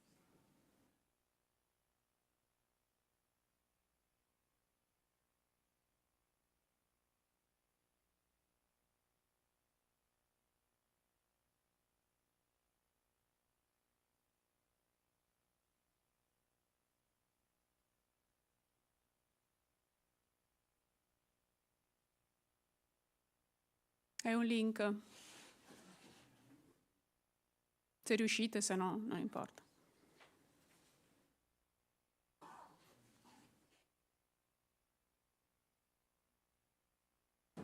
Vabbè, non importa, volevo farvi vedere il contesto in cui siamo andati ad operare. Come vedete è una dimora storica della metà del 1400, è una dimora storica oltretutto privata, una dimora ancora vissuta, è stata tramandata dalla sua fondazione. Cose importantissime, premesse molto importanti che voglio sottolineare sono alcune convinzioni in cui crede la nostra famiglia. Prima di tutto l'importanza di condividere il bene, in quanto esso rappresenta il patrimonio culturale e l'identità storica di tutti noi.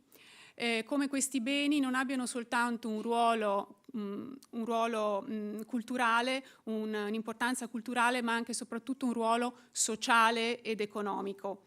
E un bene che ha assolutamente moltissima importanza per quanto riguarda l'area di riferimento.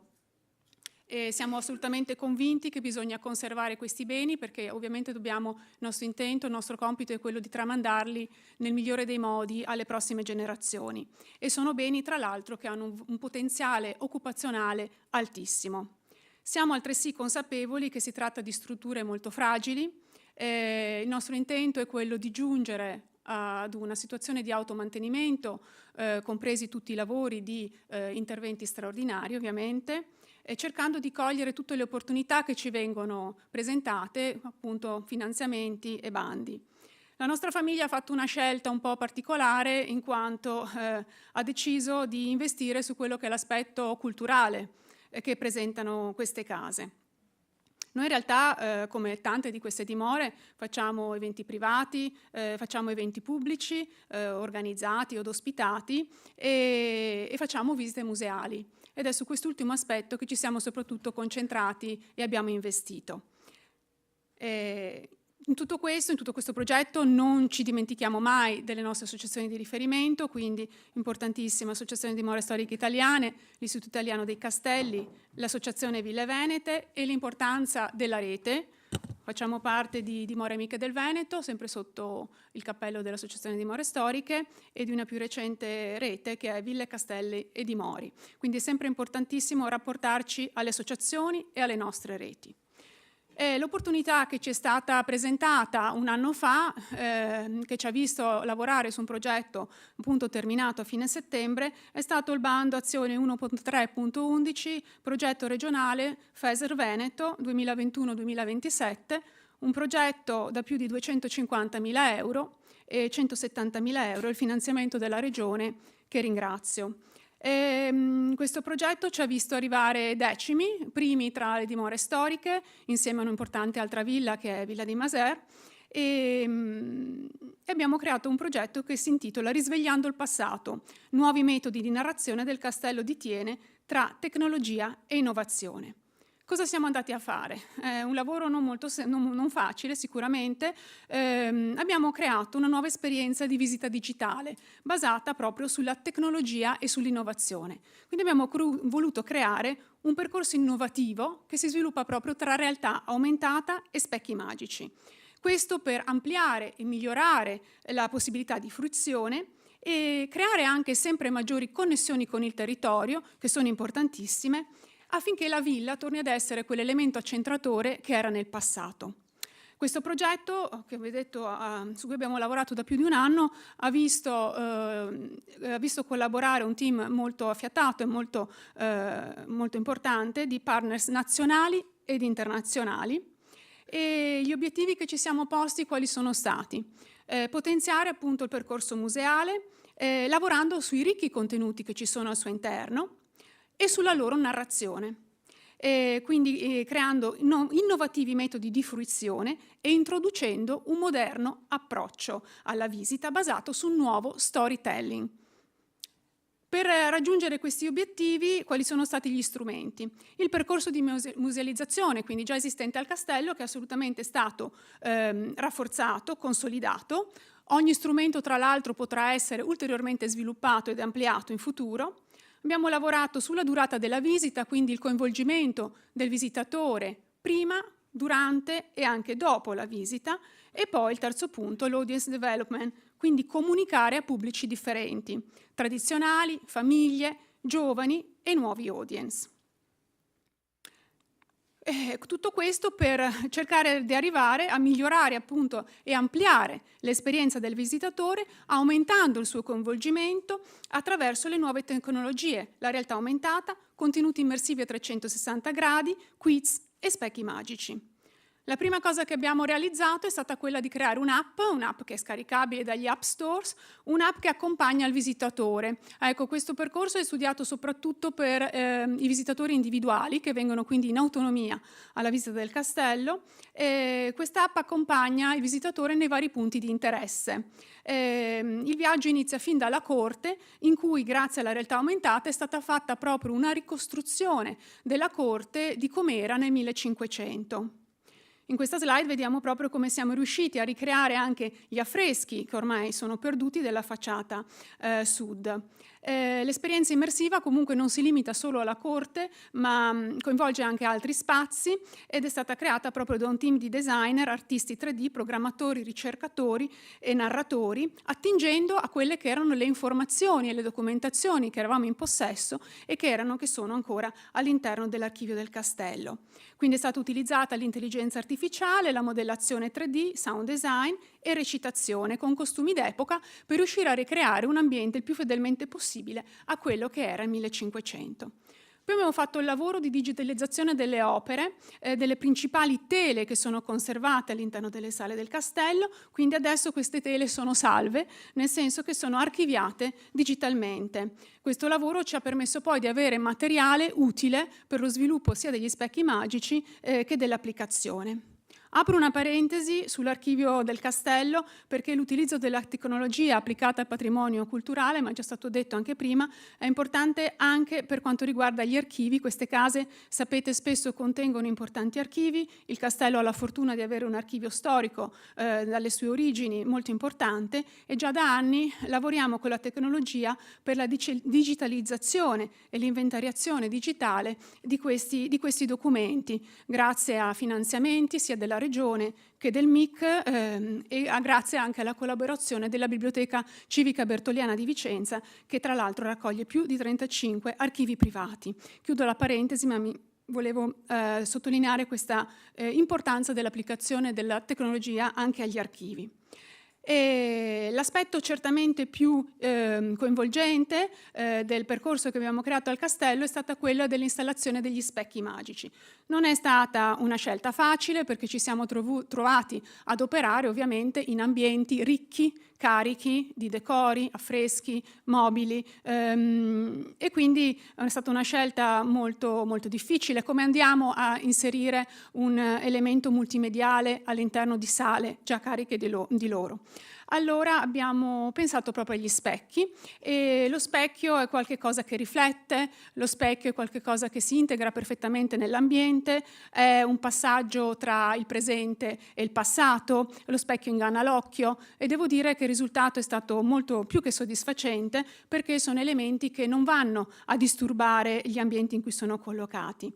Chiamiamo specchi magici perché essi prendono vita improvvisamente quando il visitatore passa e raccontano aneddoti di storia. Sono specchi che sono stati realizzati con l'intelligenza artificiale e sono collocati nelle principali sale del castello, quindi avvicinandosi il visitatore fa partire questo racconto di storie e curiosità, un vero e proprio viaggio nel passato, delle pillole di storia narrate comunque in maniera molto ironica e leggera. Mentre l'applicazione rappresenta l'aspetto, diciamo, più serio del tour al castello, gli specchi hanno voluto così un po' alleggerire la visita, coinvolgendo il visitatore in storie, per esempio, come questa che vedete in questa slide, relative alle vestizioni delle dame.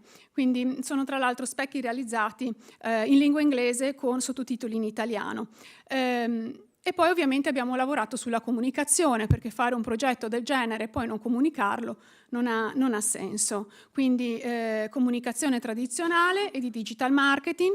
A supporto di questo progetto sviluppato con il bando regionale abbiamo rivisto tutta la brand identity del castello, abbiamo sviluppato un nuovo sito web di più facile accessibilità, di più facile gestione, un punto di snodo nella visita al castello, soprattutto utile per prenotare le visite, per essere sempre aggiornati sull'attività della dimora. Un percorso di visita esperienziale, quindi, che vuole coinvolgere il turista italiano, ma anche straniero, interessato alla cultura e ai luoghi magari meno noti, lontano dai flussi tipici che portano al fenomeno dell'overtourism. Spero quindi che l'esperienza che abbiamo avuto al Castello di Thiene possa essere di ispirazione, di riflessione e di confronto. Grazie.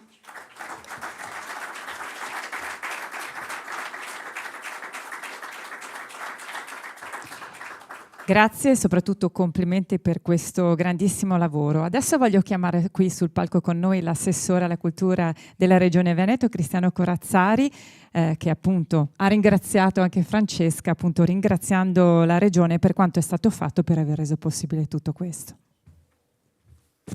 Grazie a voi, ci tenevo ad essere presente per portare il saluto anche del Presidente Zaia, il saluto del Consiglio regionale l'ha già portato la mia amica collega Vianello.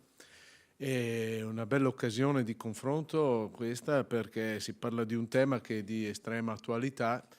Parliamo di digitalizzazione, di valorizzazione e promozione del nostro patrimonio culturale in un'ottica di grandi cambiamenti che investono tutta la nostra società, anche le nostre vite, direi, derivanti dalle nuove applicazioni che ci consente la tecnologia. Parliamo di intelligenza artificiale, pensate quali siano i risvolti e quanto siano articolati. Ora, in questo caso, ne dobbiamo cogliere anche le opportunità.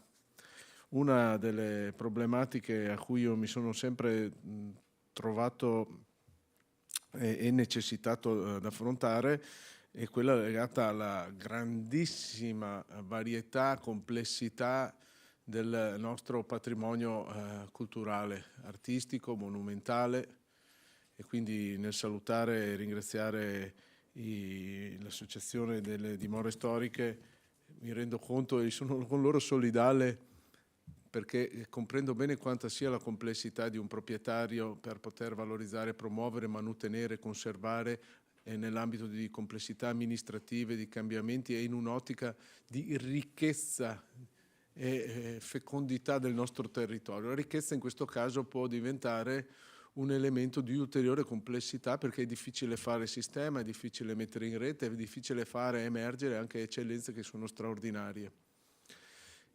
ovvero parliamo per un pubblico ampio. Ecco, è chiaro che dopo, quando si parla di persone che hanno una particolare attenzione, una particolare conoscenza e interesse, tutto si semplifica molto.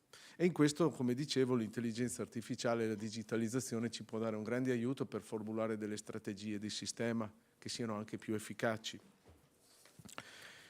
Quindi il tema è un tema attuale, è un tema su cui noi tutti dobbiamo adoperarci ed investire, è un tema che deve vedere coinvolte le istituzioni al fianco, in questo caso dei privati, delle associazioni private, di chi è portatore dell'interesse e delle nostre istituzioni culturali. Abbiamo fatto qualcosa, prima è stato ricordato, lo ringrazio, abbiamo fatto qualcosa e devo dire che il Veneto sta emergendo su queste tematiche in modo abbastanza interessante. Parlando di PNRR, adesso non voglio snocciolarvi tutti i dati, ma sono stati assegnati al Veneto dalle linee nazionali circa 6 milioni di euro e verranno utilizzati per sostenere spese di digitalizzazione di beni culturali che saranno quelli posseduti dalle istituzioni pubbliche del territorio regionale. Sono in fase di avvio i diversi cantieri per la digitalizzazione dei beni museali, bibliografici, archivistici e di proprietà pubblica. Voglio ricordare che sulla linea transizione digitale del PNRR, che è una linea nazionale, quindi non gestita direttamente dalla Regione, quindi fuori da questi 6 milioni di euro, ebbene, a livello nazionale il 10% dei fondi complessivi del bando sono stati vinti da imprese del territorio veneto. E questo è anche un segnale di vitalità, di dinamismo della nostra intrapresa nell'ambito della tecnologia e dell'intelligenza artificiale, e quindi ci fa capire come il sistema veneto sia votato all'innovazione, a questa spinta all'innovazione digitale, soprattutto nel settore culturale e creativo, e questo ci fa molto piacere perché ci dà anche la sponda per avere degli interlocutori che a livello locale abbiano sviluppato delle esperienze che sono molto importanti.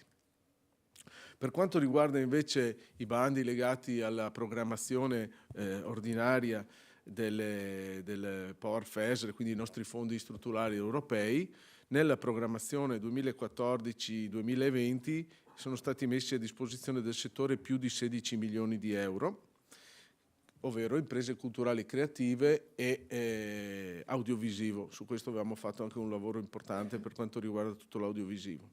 L'obiettivo era naturalmente quello di rafforzare un sistema culturale che era già presente, ma questo attraverso la creazione di nuove imprese, ovvero lo sviluppo, il consolidamento e l'implementazione delle imprese che erano già esistenti. Complessivamente, per quanto riguarda le imprese culturali creative, ovvero imprese che con partita IVA lavorano nel settore della cultura e quindi che dimostrano quanto falso sia lo stereotipo negativo che di cultura non si mangia e non si vive, è vero il contrario, che forse la cultura invece ha un valore aggiunto per tutte le attività che abbiamo, anche quelle non legate direttamente al settore culturale.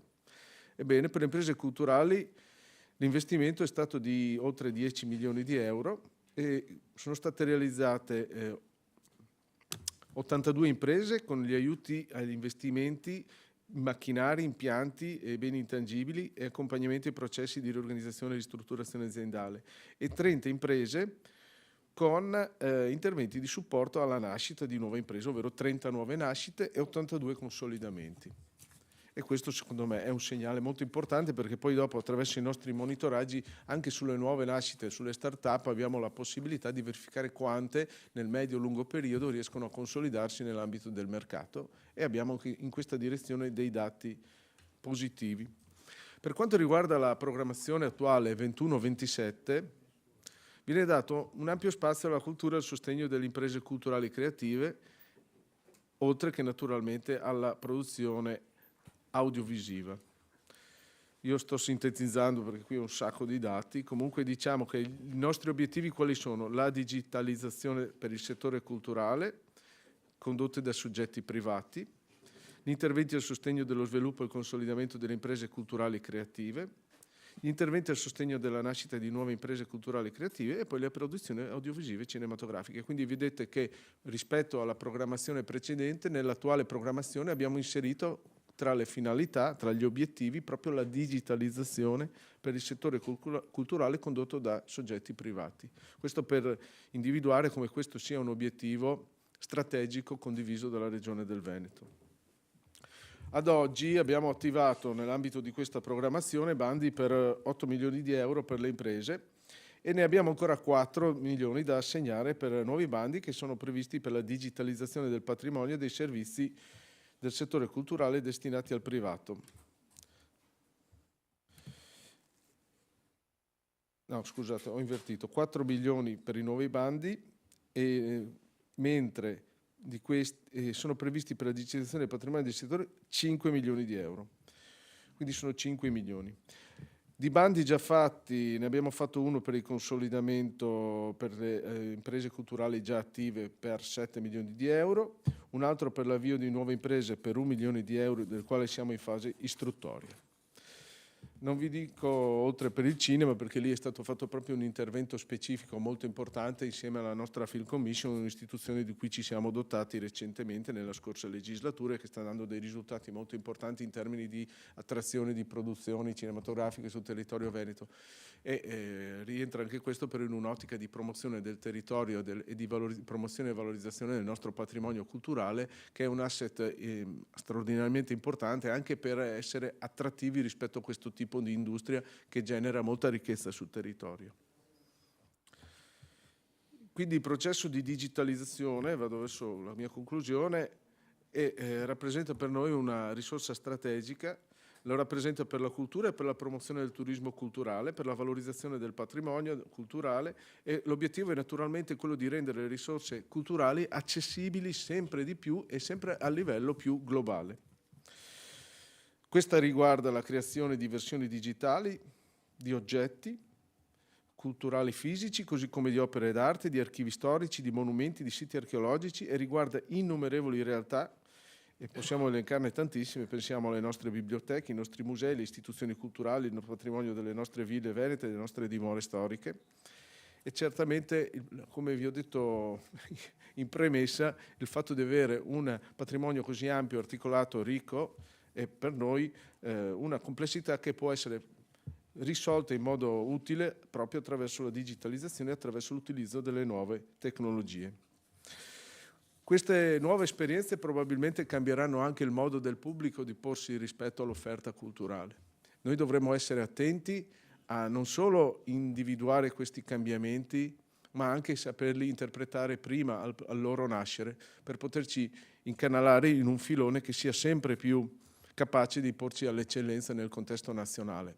E quindi anche questa è una piccola grande competizione rispetto alla quale dobbiamo sentirci investiti. Ecco, con queste premesse, complimentandomi soprattutto per i progetti che sono stati esposti dai relatori e complimentandomi con i relatori e sottolineando veramente la straordinaria capacità di tanti nostri proprietari di ville e di dimore storiche, io vi ringrazio e vi confermo il sostegno della Regione Veneto. Grazie.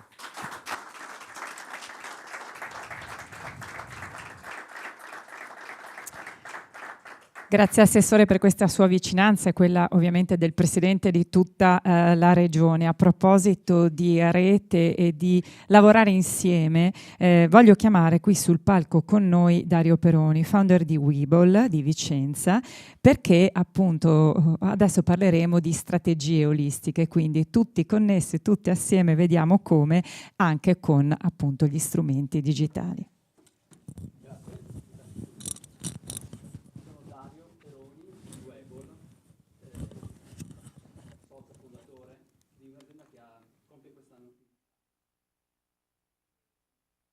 Il nome della nostra azienda è un acronimo che unisce due parole inglesi, web e able, e riassume il nostro credo, cioè abilitare, rendere facile e immediato il digitale per le persone, le aziende, gli enti e le associazioni con cui lavoriamo.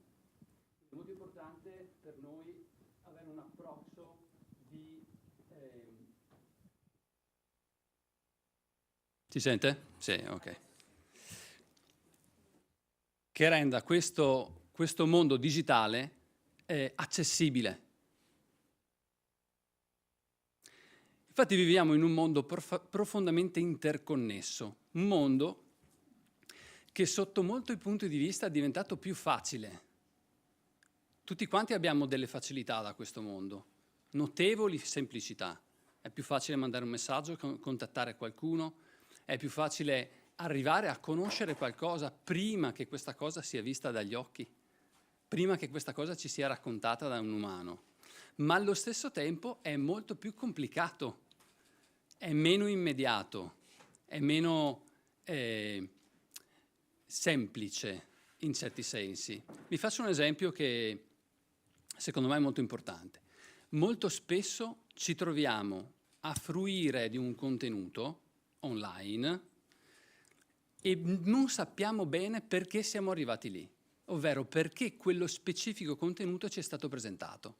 Facciamo un esempio YouTube, facciamo un altro esempio Instagram, tutti quelli che veicolano contenuti, ma potrebbe anche essere, e poi ne parleremo, che io faccia una ricerca online su Google, tanto per dire, e che quel contenuto che mi arriva per primo, per secondo, che io clicco, io non sappia bene a livello cognitivo il perché ho cliccato quella cosa lì. Sia quasi un automatismo.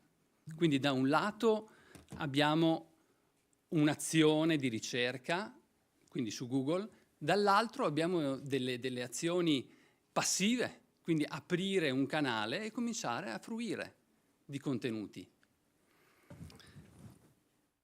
Queste profonde interconnessioni di questo mondo e i discorsi che sono stati fatti precedentemente mi fanno pensare a degli aspetti importanti da trattare. Allora, un aspetto importantissimo che è stato citato prima è il concetto di asset. Asset, è stato citato più volte questo concetto. Un asset, anche per il patrimonio culturale, si usa un termine molto di tipo aziendale. E infatti è così. Sempre di più un asset diventa uno strumento utile e prezioso e valorizzabile. L'altro concetto importantissimo è quello di narrazione. Sempre di più siamo soggetti e cerchiamo narrazioni anziché spiegazioni. Quindi ci piace sentire qualcuno che ci racconta una storia. Questo qualcuno può essere un social media, un sito, forse anche l'intelligenza artificiale, arriva a chiacchierare con noi, ok? Se qualcuno l'ha visto o se qualcuno non l'ha ancora visto, guardate il film Her, molto interessante su possibili sviluppi della intelligenza artificiale nel futuro, fatto parecchi anni fa tra l'altro. Quindi tutti questi che stiamo citando sono punti di contatto, sono touch points. Questi punti di contatto sono occasioni per tutti quelli che sono proprietari di asset, quindi stiamo parlando sia di aziende che di associazioni o di enti, proprietari di asset hanno occasione di mantenere in contatto e valorizzare i punti in cui i nostri interlocutori, potenziali clienti, entrano in contatto con noi. Quindi abbiamo parlato per molto tempo oggi di quello che è l'esperienza finale, ok? Pensiamo a come arrivare, come portare le persone da quell'esperienza iniziale, molto spesso digitale, a un'esperienza finale e quindi a fruire effettivamente del contenuto interessante, fisico o virtuale che sia. Quindi quello che voglio richiamare oggi con questa breve talk è avere un approccio olistico, quindi olistico intendiamo che tenga conto di tutte le parti e ragioni in termini di insieme, anziché ragionare per singole parti. Quindi per fare una strategia di comunicazione, che sono gli argomenti di cui ci occupiamo noi in Webol, è importante avere un approccio che tenga conto di tutti gli asset e di tutti i canali possibili. Altrimenti rischiamo di non entrare in contatto con un potenziale cliente o con un potenziale utente o un potenziale visitatore, ma di farcelo sfuggire perché non siamo presenti, per esempio, in una piattaforma digitale, perché non siamo ben posizionati sui motori di ricerca. O ancora più interessante, adesso ne parliamo un attimo, non siamo presenti su ChatGPT. Ovvero, quando il nostro interlocutore, pensiamolo per un attimo ChatGPT dal punto di vista non di mi fa un lavoro, ok? Ma dal lavoro che fa il nostro potenziale utente. Ogni volta che un potenziale utente, io ce l'ho addirittura nello schermo, ho l'icona di ChatGPT da quanto la uso per far partire subito una conversazione. Tra l'altro è una conversazione orale. È molto interessante utilizzarlo così. Anziché scrivere, se si imposta il telefono si può cominciare proprio a chiacchierare. Ed è stata pensata per questo soprattutto. Io clicco qui e comincio a chiedere. Comincio a chiedere dove per esempio mi potrebbe suggerire di andare a prendere, da andare a mangiare per esempio.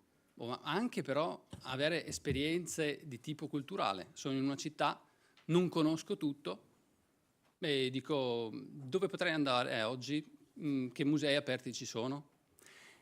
Ma ancora più interessante, facciamo un passo ancora indietro e potrei dire non so cosa fare questo weekend, vorrei andare a vedere qualcosa di interessante, io ho questi gusti, mi interessano queste cose. Il Medioevo per esempio. Dove puoi portarmi che sia il massimo distante da me 200 km o 100 km o 50 km? A queste domande noi che abbiamo un interesse, un asset specifico, appariamo? Ci siamo su ChatGPT? Ok, questa cosa di cui vi sto parlando si chiama LLMO. È una cosa molto specifica che vuol dire Large Language Model, che sarebbe un'intelligenza artificiale, o sta per Optimization, cioè fare in modo di apparire lì, sulle ricerche dove dovremmo apparire. Avete sentito parlare per decine d'anni ormai di SEO, SEO, che sarebbe Search Engine Optimization, cioè posizionamento organico sui motori di ricerca. Adesso che forse abbiamo capito e compreso bene questo termine, ne arriva un altro. Quindi è necessario, la proposta che vi faccio è quello di creare un ecosistema di tanti punti di contatto dove dobbiamo essere presenti, altrimenti i nostri asset non verranno proposti. Di esperienze reali, che sono quello di cui abbiamo parlato moltissimo oggi, anche di esperienze reali immersive o virtuali, spesso vissute in un luogo, quindi reali nel senso vissute in un posto specifico. E sicuramente in questo, per renderci sempre più interessanti, dovremmo puntare alla multimedialità e anche alla multisensorialità. Ricordatevi una cosa, oggi siamo molto visivi. La nostra epoca è un'epoca di visione. Stiamo sempre al telefonino guardando cose e sempre di più il lato cinestesico, si dice, quindi degli altri sensi, quindi il sapore, i profumi, sono trattati un po' meno il tatto, quindi potrebbe essere interessante pensare a multisensorialità nei luoghi, anche in quel termine lì. Quindi l'esperienza ce l'hai prima, questo è il concetto, prima vivo l'esperienza in un punto di contatto diverso da quello specifico che vado a vedere, quindi su internet o su ChatGPT o su Google o su Instagram o su YouTube scopro una cosa che mi interessa e da lì, che ho tutto visione, tutto occhi, da lì faccio un salto e vado a vederla e lì potrei usufruire di più sensi in quel momento lì.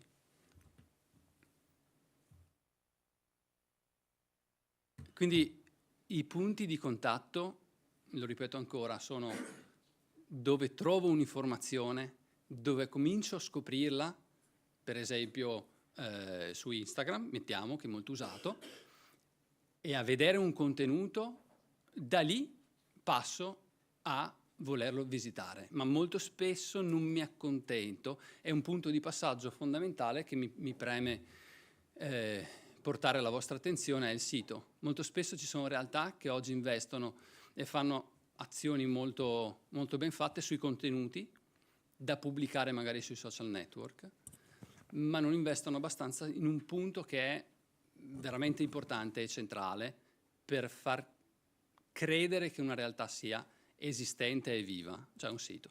Quindi anche il sito è un posto molto importante. Quindi social network, motori di ricerca, sito, arrivo ad avere un'esperienza fisica perché ho scoperto una realtà che mi piace. Avevo detto anche intelligenza artificiale, ChatGPT per esempio. Quindi lo scopro prima e vado a visitarlo. E quindi questo passaggio è dato da punti di contatto virtuosi in una strategia sinergica. Quindi bisogna creare un flusso. È come se ci fossero, immaginate questa immagine che rappresenta bene il concetto che sto esprimendo, tanti rami di un fiume che portano alla fine alla foce. Okay? La foce è il luogo fisico, è la dimora storica dove si vive l'esperienza reale. Tutti i canali che mi portano ad avere quell'esperienza reale lì sono tutti punti di contatto e bisogna curarli tutti, perché se un nostro potenziale visitatore si trova qua e qua noi non ci siamo, e mettiamo che questo sia Google per esempio, noi siamo bravissimi in tutto ma su Google non ci siamo. È grave, perché quello lì l'abbiamo perso. Il potenziale cliente in Google che ci cerca l'abbiamo perso se non ci siamo lì. E su Google possiamo essere sia a livello organico, si dice, cioè con la SEO. Io vi chiedo scusa per qualche termine tecnico, però cerco di spiegarlo sempre. Quindi con posizionamento naturale, ma posso essere lì anche a costo, quindi pagando Google per essere lì su una ricerca.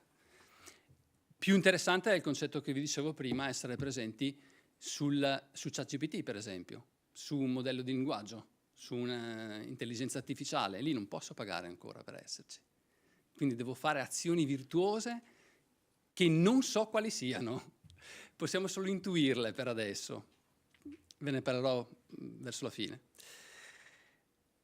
Facciamo un esempio. Prendiamo un esempio molto importante, il Louvre. Se cerco Museo del Louvre su Google, ovviamente trovo due informazioni. Notate, è importante. Questa informazione, che è un'informazione che ti dà Google, ok? È prima del sito. Non è una cosa da poco, Il sito del Louvre è secondo a come ti racconta il sito del Louvre Google, secondo la sua interfaccia. È sempre fatto e curato dal Louvre, questa interfaccia che vedete qui, queste cose, i biglietti online, tutte queste cose, ma è su un modello, su un'interfaccia fatta da Google. Quindi Google arriva prima. Poi arriva il museo e quindi il sito. Però pensate una cosa, qui non c'è bisogno della pubblicità e quindi è così forte che nessuno in questa ricerca, fino adesso ho visto io, si è voluto posizionare sopra il Louvre, ma potenzialmente potrebbe farlo. Potenzialmente qualcuno con un'asta, pagando Google Ads si chiama, potrebbe scegliere di essere sopra quindi sopra questo e anche sopra il Louvre, sopra il contenuto di Google.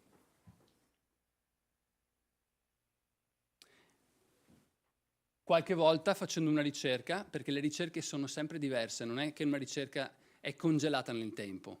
Se fate una ricerca da ognuno dei vostri dispositivi mobili in questo momento con la parola Louvre, ognuno avrà una visione diversa. O molti ce l'avranno simile o anche uguale, ma non è detto che rimanga sempre uguale nel corso del tempo. Quindi ogni tanto potremmo avere, per esempio, delle sponsorizzate che raccontano la possibilità di comprare un biglietto. O potrebbero esserci delle sponsorizzate che offrono biglietti per un altro tipo di esperienza, sempre a Parigi. Questo è il sito, invece, un altro punto di contatto. Quindi il primo punto di contatto che vi racconto addirittura è un asset sì gestibile dal Louvre, ma all'interno di un'interfaccia specifica che è di Google. Questa roba qua. Si chiama Google My Business. Tutti ne hanno una, quelle che sono asset realtà. Il sito, e che ho detto è il punto più importante in assoluto, dove vado a dire tantissime cose e far vivere già un'altra parola usata dai miei colleghi, esperienza. Il sito deve essere un'esperienza, ok? E poi i social. E vedete che è un lavoro sinergico, non è che tutti raccontano la stessa storia. Quindi il sito racconta un tipo di storia, Instagram ne racconta un'altra su un'interfaccia diversa e estremamente differenziata, Facebook un'altra. X, che è Twitter, quello che era Twitter fino a poco tempo fa, ne racconta un'altra ancora, con un modello diverso. YouTube ne racconta un'altra ancora. E tutto questo può essere fatto in un'ottica di sinergia, non di casualità, ma di organizzazione delle informazioni e dei contenuti per creare una maggiore possibilità che i giusti interlocutori vengano in contatto con la mia realtà, col mio asset e decidono di diventare clienti. Il LinkedIn, un altro modello ancora, però ci sei anche lì. L'unico luogo in cui non ho trovato per adesso il Louvre è TikTok, ok? C'è su Pinterest. Mi è piaciuto Pinterest in particolare perché osserverete forse che nel lato di sinistra la prima raccolta di immagini parla di Halloween. Non è lì a caso, ok? Perché una parte del suo pubblico è interessata a questo. E il Louvre lo connetti a tutt'altra cosa che Halloween. Però ha detto io voglio portarmi a casa anche quei visitatori lì, me li voglio portare a casa. E quindi ha dedicato uno spazietto del suo Pinterest a Halloween. Qui ho fatto un esempio, no? Vorrei visitare un museo a Parigi che offra cultura e divertimento anche a mia figlia che adora Halloween. Okay? Le risposte che dà, però non contemplano il Louvre. Okay? Quindi ha fatto un buon lavoro su Pinterest per accaparrarsi anche la nostra visita della mia famiglia, ok? Ma se andavo su ChatGPT mi consigliava altri posti. Quindi, in conclusione, un viaggio di un visitatore può essere attraverso tanti touch point. Io posso scoprire una realtà come Castello di Thiene nei social o su Google, visitando il sito, ma posso andare fisicamente a scoprire la bellissima realtà che è e le esperienze straordinarie che sono state create a livello multimediale e di realtà immersiva, ok? Ma un ultimo punto che è interessante secondo me sottolineare è questo. Una volta che mi sono portato a casa un cliente, è finito il mio lavoro? Non è finito. A quel punto lì inizia un altro lavoro di follow-up, ovvero un lavoro che dovrebbe far diventare quel mio visitatore un sostenitore, un testimonial quasi della realtà che ha vissuto. E per fare questo ci sono tantissime potenzialità digitali per farmi seguire. Newsletter, iscrizione a gruppi e coinvolgimento di tutta la sua sfera di interesse familiare, ok? Tutto questo si chiama una strategia olistica, quello che era scritto nel titolo, e spero di avervi raccontato un breve accenno di questo concetto. Grazie mille.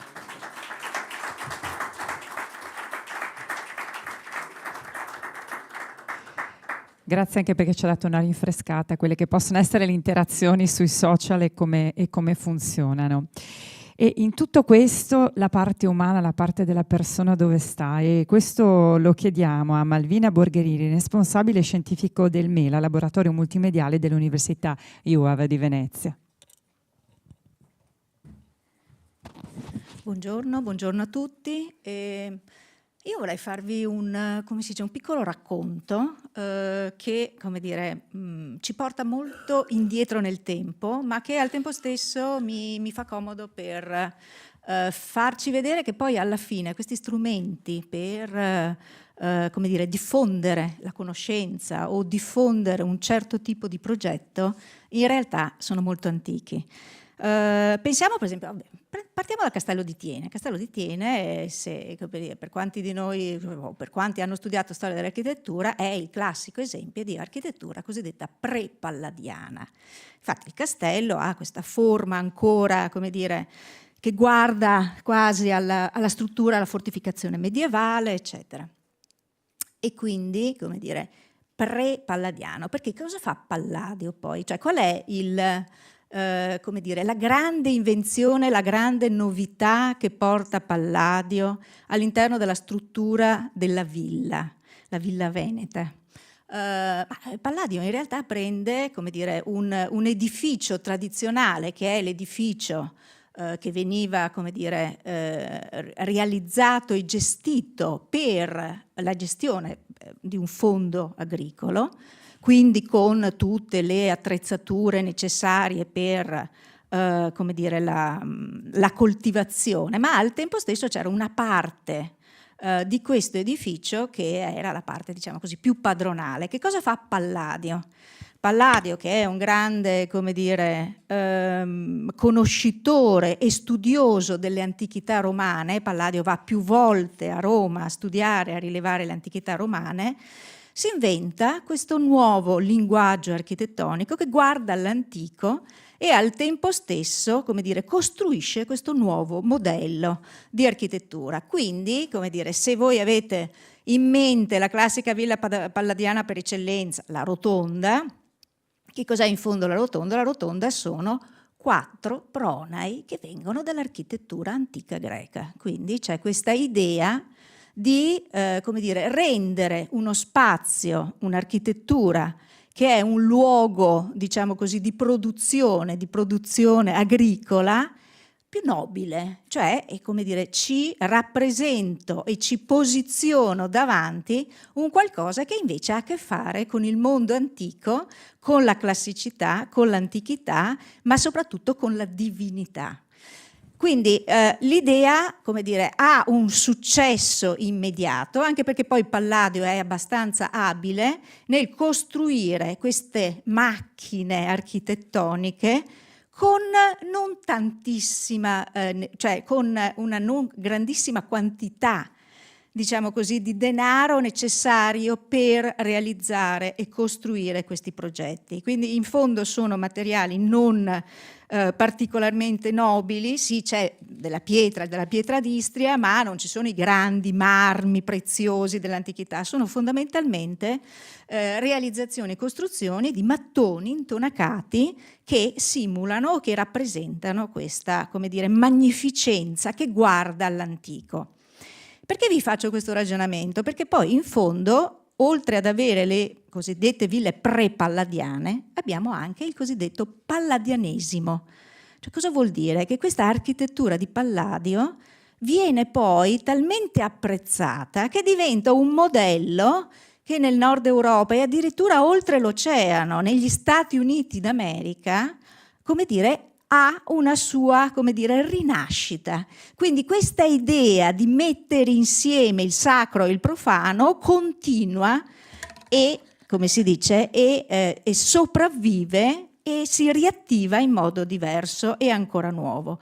Perché vi dico questo? Perché tutto questo succede grazie a uno strumento. E questo strumento sono i 4 libri dell'architettura di Andrea Palladio, cioè un testo, un volume, un libro. All'epoca ovviamente, siamo nel 1570, la stampa, come dire, è relativamente uno strumento giovane e questi testi che, come dire, incominciano ad avere una notevole diffusione sono quelli grazie ai quali l'architettura di Palladio diventa famosa in tutto il mondo. Quindi c'è questa, come dire, capacità già all'epoca di costruire degli strumenti come dire, di comunicazione e di diffusione, non tanto e solo di un patrimonio, ma anche proprio di un'idea, di una nuova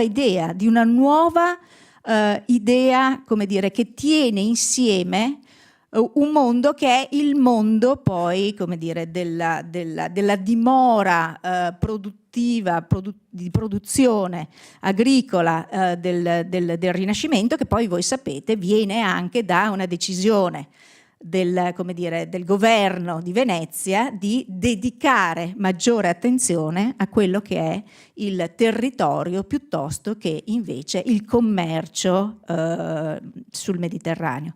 Quindi di conseguenza la cosa abbastanza interessante secondo me era quella di dire che non tanto e solo gli strumenti che caratterizzano oggi la nostra società, che quindi sono i social network, il digitale e tutto quello che ha a che fare in fondo con questo sistema, diciamo così, di questa possibilità di essere connessi e di costruire relazioni, in fondo, come dire, ci viene da un'esperienza che è un'esperienza di cui per esempio adesso abbiamo oggi un altro esempio assolutamente famosissimo.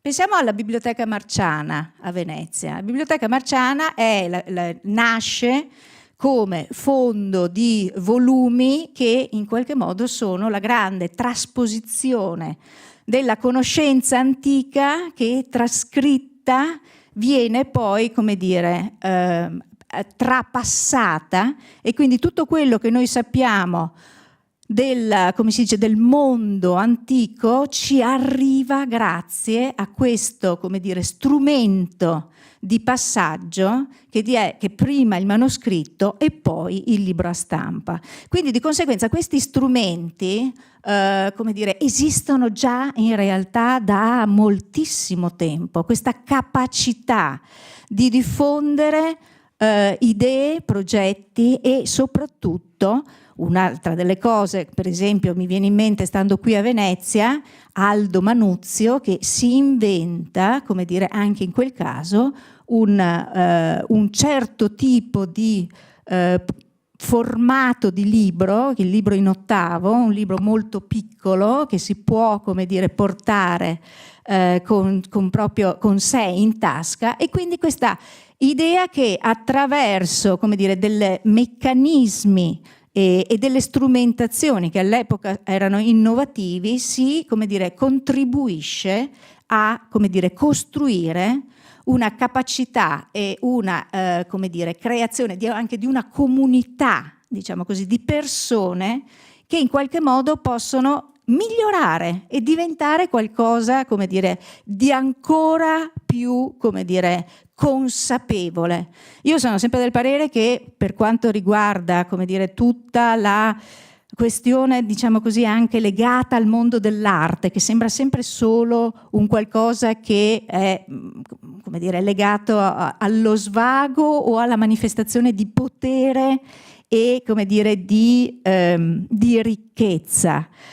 In realtà, secondo me, c'è anche questa possibilità di farci vedere le cose da un punto di vista diverso, metterci nella condizione di, come dire, farci delle domande, di metterci con l'assetto e la capacità di mettere anche in discussione le cose che ci stanno intorno.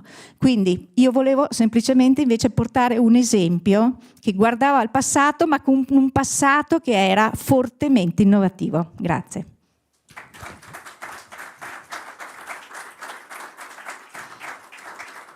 Grazie, abbiamo collegato anche in questo caso il passato con il presente e soprattutto con il futuro attraverso anche le tecnologie, e adesso andiamo a chiudere questa nostra mattinata con Giacomo Di Tiene, presidente dell'Associazione Dimore Storiche Italiane a livello nazionale.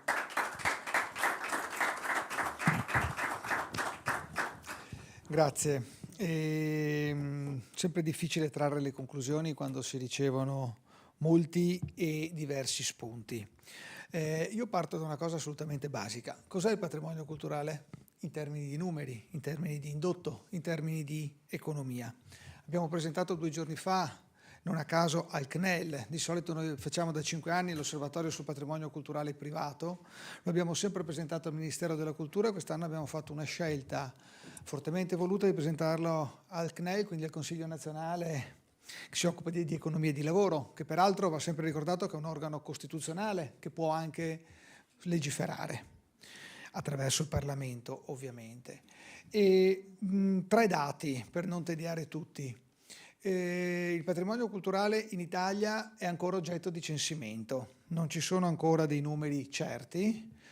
Il patrimonio culturale vincolato in Italia supera le 250.000 unità, dato dell'ottobre del 2021. In Francia nel 2019 erano censiti a censimento, mi risulta concluso, 80.000 edifici soggetti a vincolo. Questa è la sproporzione che c'è tra l'Italia e la Francia, che è un paese notoriamente ricco di patrimonio culturale. Ricordo sempre che l'Istituto regionale Ville Venete fino a 7-10 anni fa, forse l'ultima volta che l'ho sentito dire, ma non so su quali fonti, diceva nei convegni che ci sono più ville tra Veneto e Friuli Venezia Giulia che nell'intera Francia. Questa è la sproporzione, che è una sproporzione di cui va tenuto conto anche a livello di strategia politica. Perché l'Europa, a cui per certi versi vogliamo bene e per altri detestiamo, tende a finanziare molto la ricostruzione virtuale del patrimonio culturale. Un patrimonio che in grandi parti d'Europa è stato rovinato, distrutto dalle guerre. In Germania c'è rimasto poco. La stessa Inghilterra ha subito infiniti bombardamenti. Noi questo patrimonio ce l'abbiamo. E questo patrimonio è tangibile. Ma non è solo tangibile, perché il patrimonio privato contiene in sé anche una quantità di storie, di storie, di racconti familiari e non solo familiari, che è intangibile, che è il famoso patrimonio immateriale che le nuove tecnologie possono ancor più facilitare e possono permettere di raccontare facilmente. Detto questo, il patrimonio culturale privato ammonta a 43.752 unità dato a primavera scorsa. 5 anni fa, quando abbiamo iniziato questo osservatorio, erano 38.000, quindi 1.000 unità all'anno, sta crescendo. Vale quindi oltre il 17% del patrimonio culturale complessivo e molti di questi beni sono anche patrimonio dell'UNESCO, non solo le ville palladiane, ma le ville medicee o i rolli di Genova. Questo è quello di cui parliamo. Questo patrimonio nel 2019, pre-pandemia, ha ospitato 45 milioni di visitatori in 8.200 unità. Il patrimonio nazionale ha ospitato 49 milioni di persone in 2.500 musei. C'è un potenziale di crescita di 4 volte tanto.